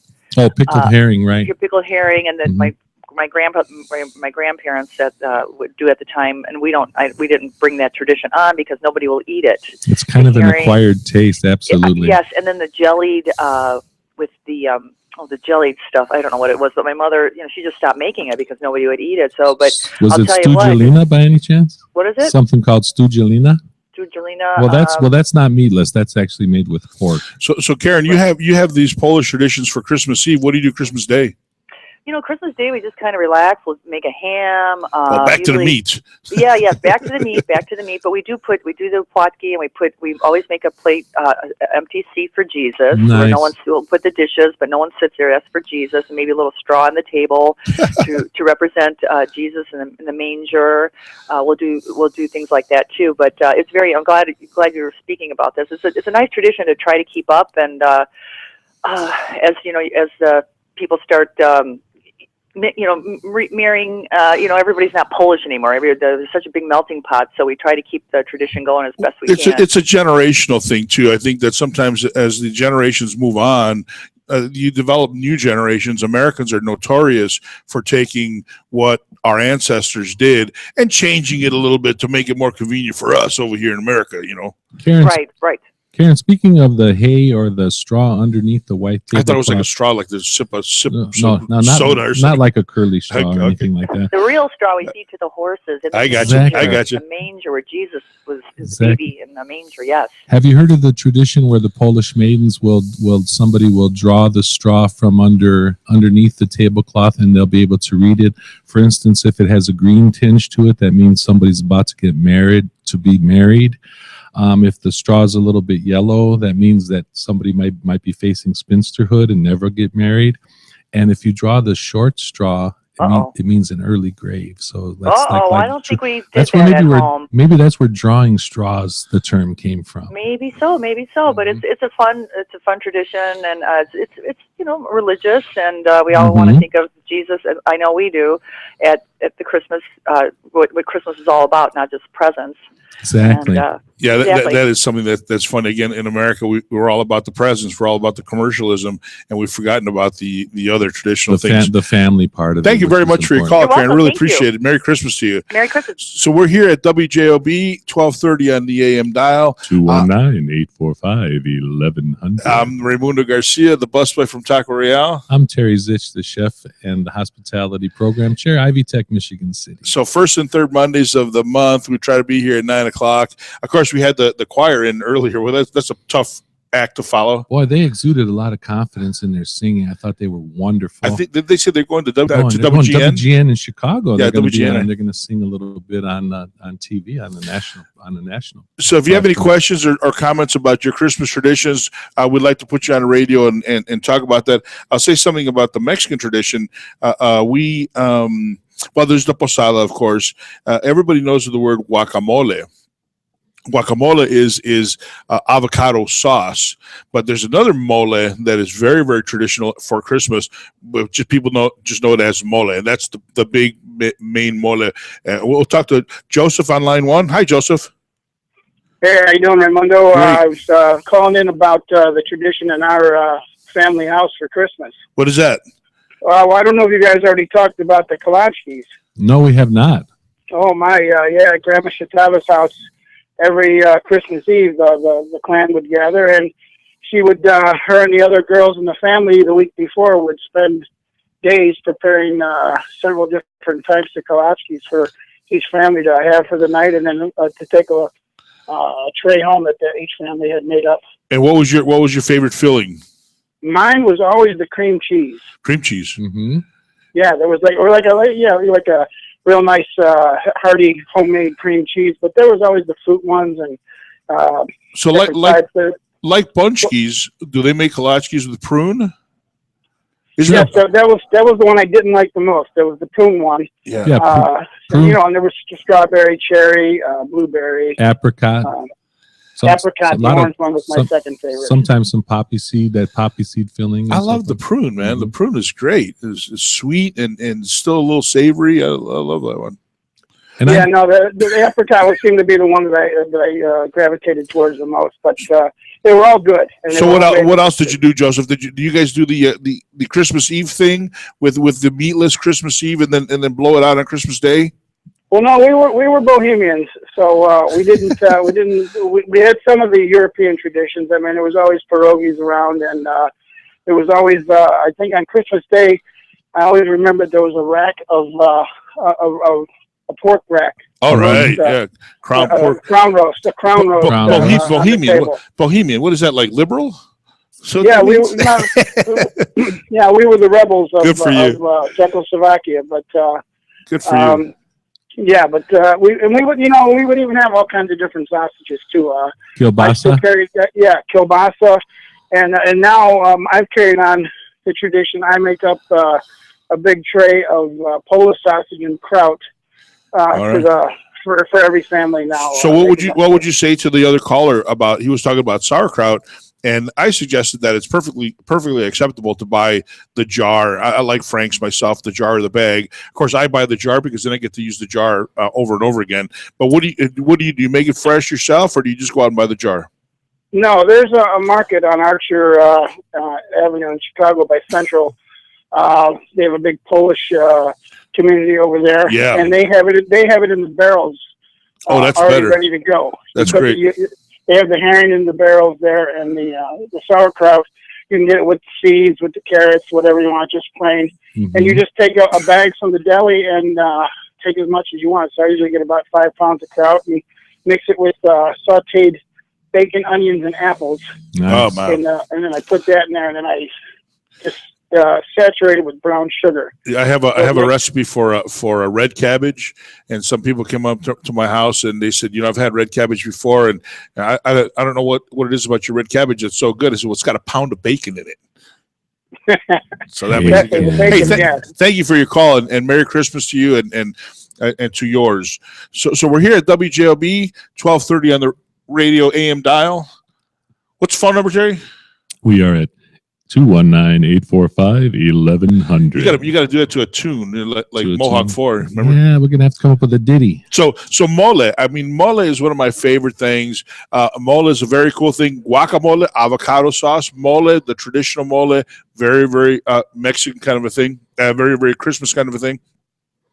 Mole, like pasta in Italy, is very, very individual. Every state, almost every region, every city will have its own mole, and your mole is whatever you make it. Mole just means sauce, and my favorite mole is probably the Oaxacan mole, which is the one that most people know about. Let's take another call. We got Bobby on line 1. Hi, Bobby. Hey, good morning, guys. Good morning. Good morning, Bobby. Let's talk about my Polish sauce. All right. My sauerkraut. Okay, so I make my sauerkraut with yellow split peas, bacon, a little bit of flour, and cook it for a couple hours. How many? You'll take a white cabbage only. Always white cabbage, right? No. The regular sauerkraut. No, but when you start with cabbage with white. Well, yeah, right. The prepared sauerkraut. Oh, so you buy the prepared? Oh, I see what you're saying. Which one will you buy? You like the Frank's? Yeah, I like Frank's, but if you can get it out of the cracker at like an Archer, that's the best. That is the best, sure. Yeah, I mean that's just Polish. So you take the already prepared kraut, and then you dial it up to your taste. Oh, listen, people think that the yellow in it is corn, right? But it's not. Oh, it's yellow peas. Yeah, but I have to tell this story because I went to get yellow split peas a couple of days ago at Strax. They had no yellow split peas. Oh my! I couldn't believe it. I'm there, it was all the green ones, and I'll get it when I go get my sausage. Sure. But that's the best kraut. I'll have to try this. I like making split pea soup, and I'll use the yellow sometimes too. Bobby, I could almost taste your sauerkraut, and I bet it has a creamy texture to it because of the flour, the little bit of a roux that you're making between the flour and the bacon fat, and the bacon, exactly. And then the starch that comes from those yellow split peas lend to a creaminess. And like I said, I could almost smell it and taste it just from your description. I'm getting very hungry now. That's right.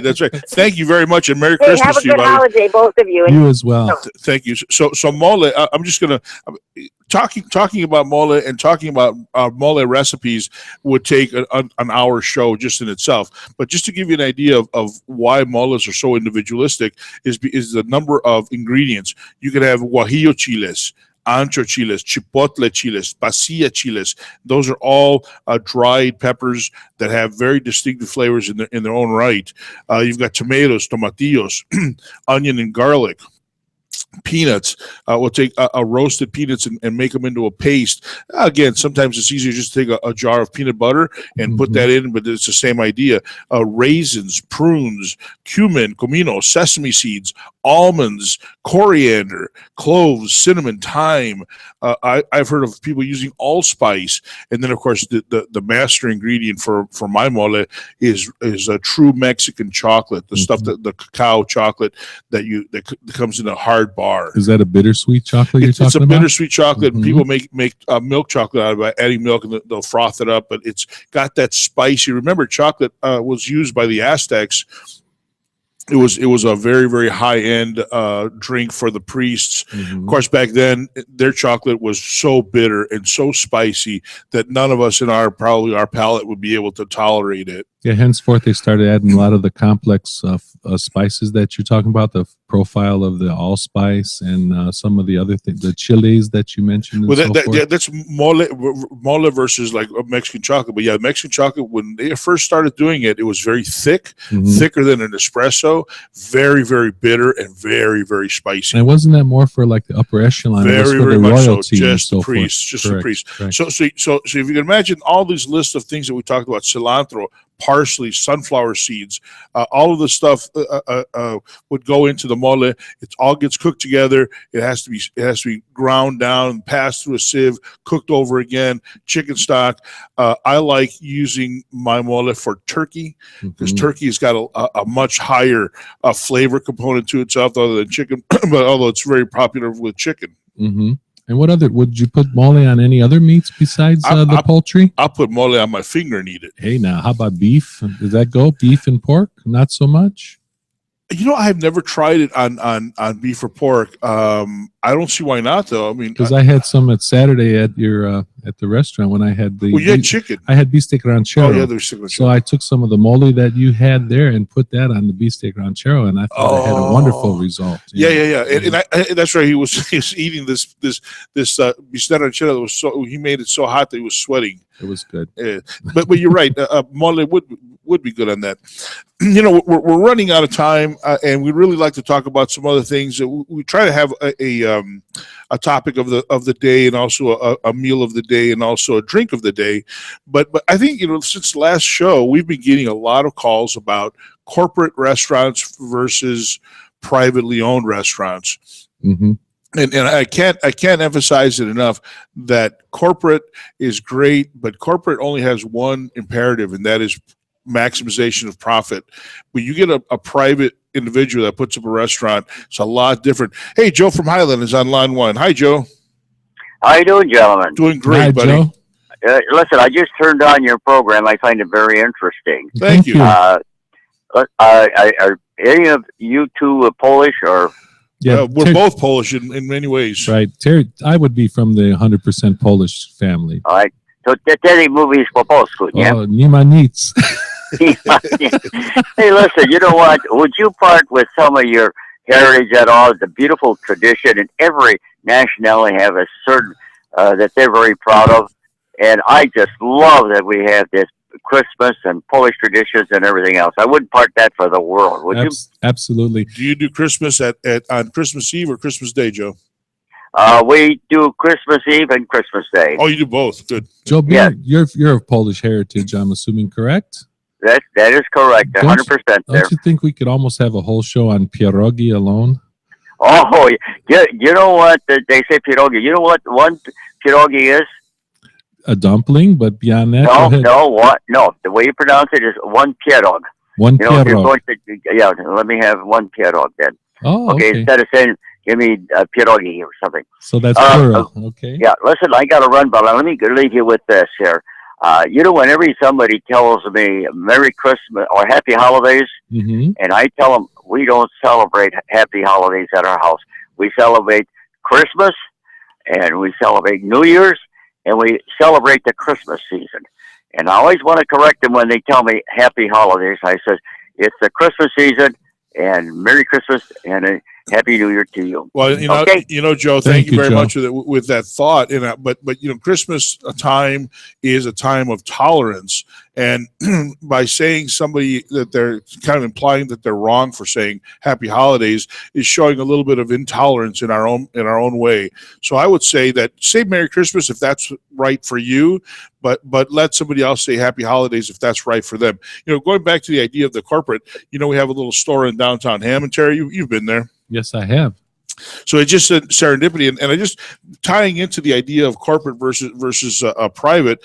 We're going to open. It's just serendipity this next week from Tuesday through Saturday, extra hours for Christmas, and then the week before Christmas, Monday, Tuesday, and Wednesday as well. Once again, it's a big difference going to a private business where you walk in and you talk to the owner of the place versus going into a Walmart or one of these other places and you walk in and the owner is in the Bahamas somewhere. Right, and you speak to a manager. To a manager. Same thing with corporate restaurants. I challenge the corporate world to think outside of the box and reinvest into the old parts of town. Don't take the easy road out and reinvest in places that are already booming. So anyway, this is WJOB. We're at 12:30 on the AM dial. This is the radio program Eat. His name is Raimundo Garcia. And at my left is my good buddy, my brother Terry Zitch.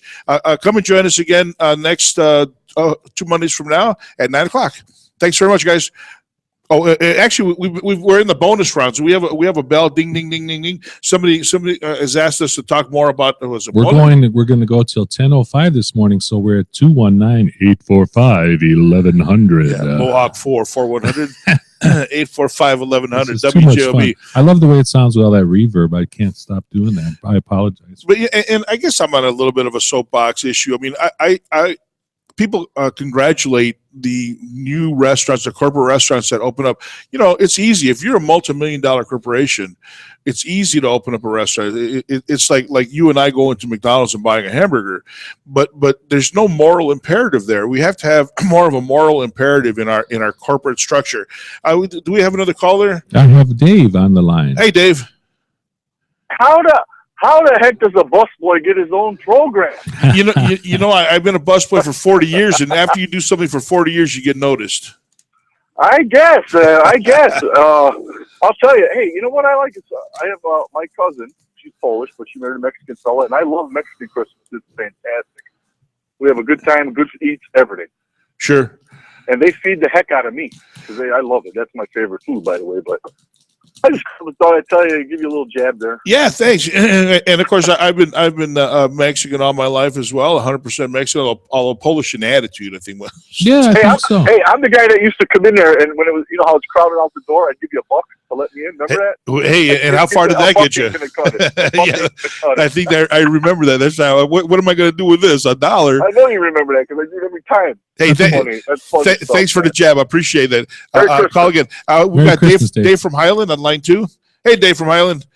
Good morning, gentlemen. H, what's up? Good morning. Good morning. Hey, you know what I like about your show is you show people to think outside the box. Yeah. And what I mean by that is, I'm good for deep frying a turkey in the middle of July. Sure. For picnic food and Sure. and breakfast for dinner. I'm not against having pancakes and sausage for dinner. It's not a and bad that's thing. the one thing.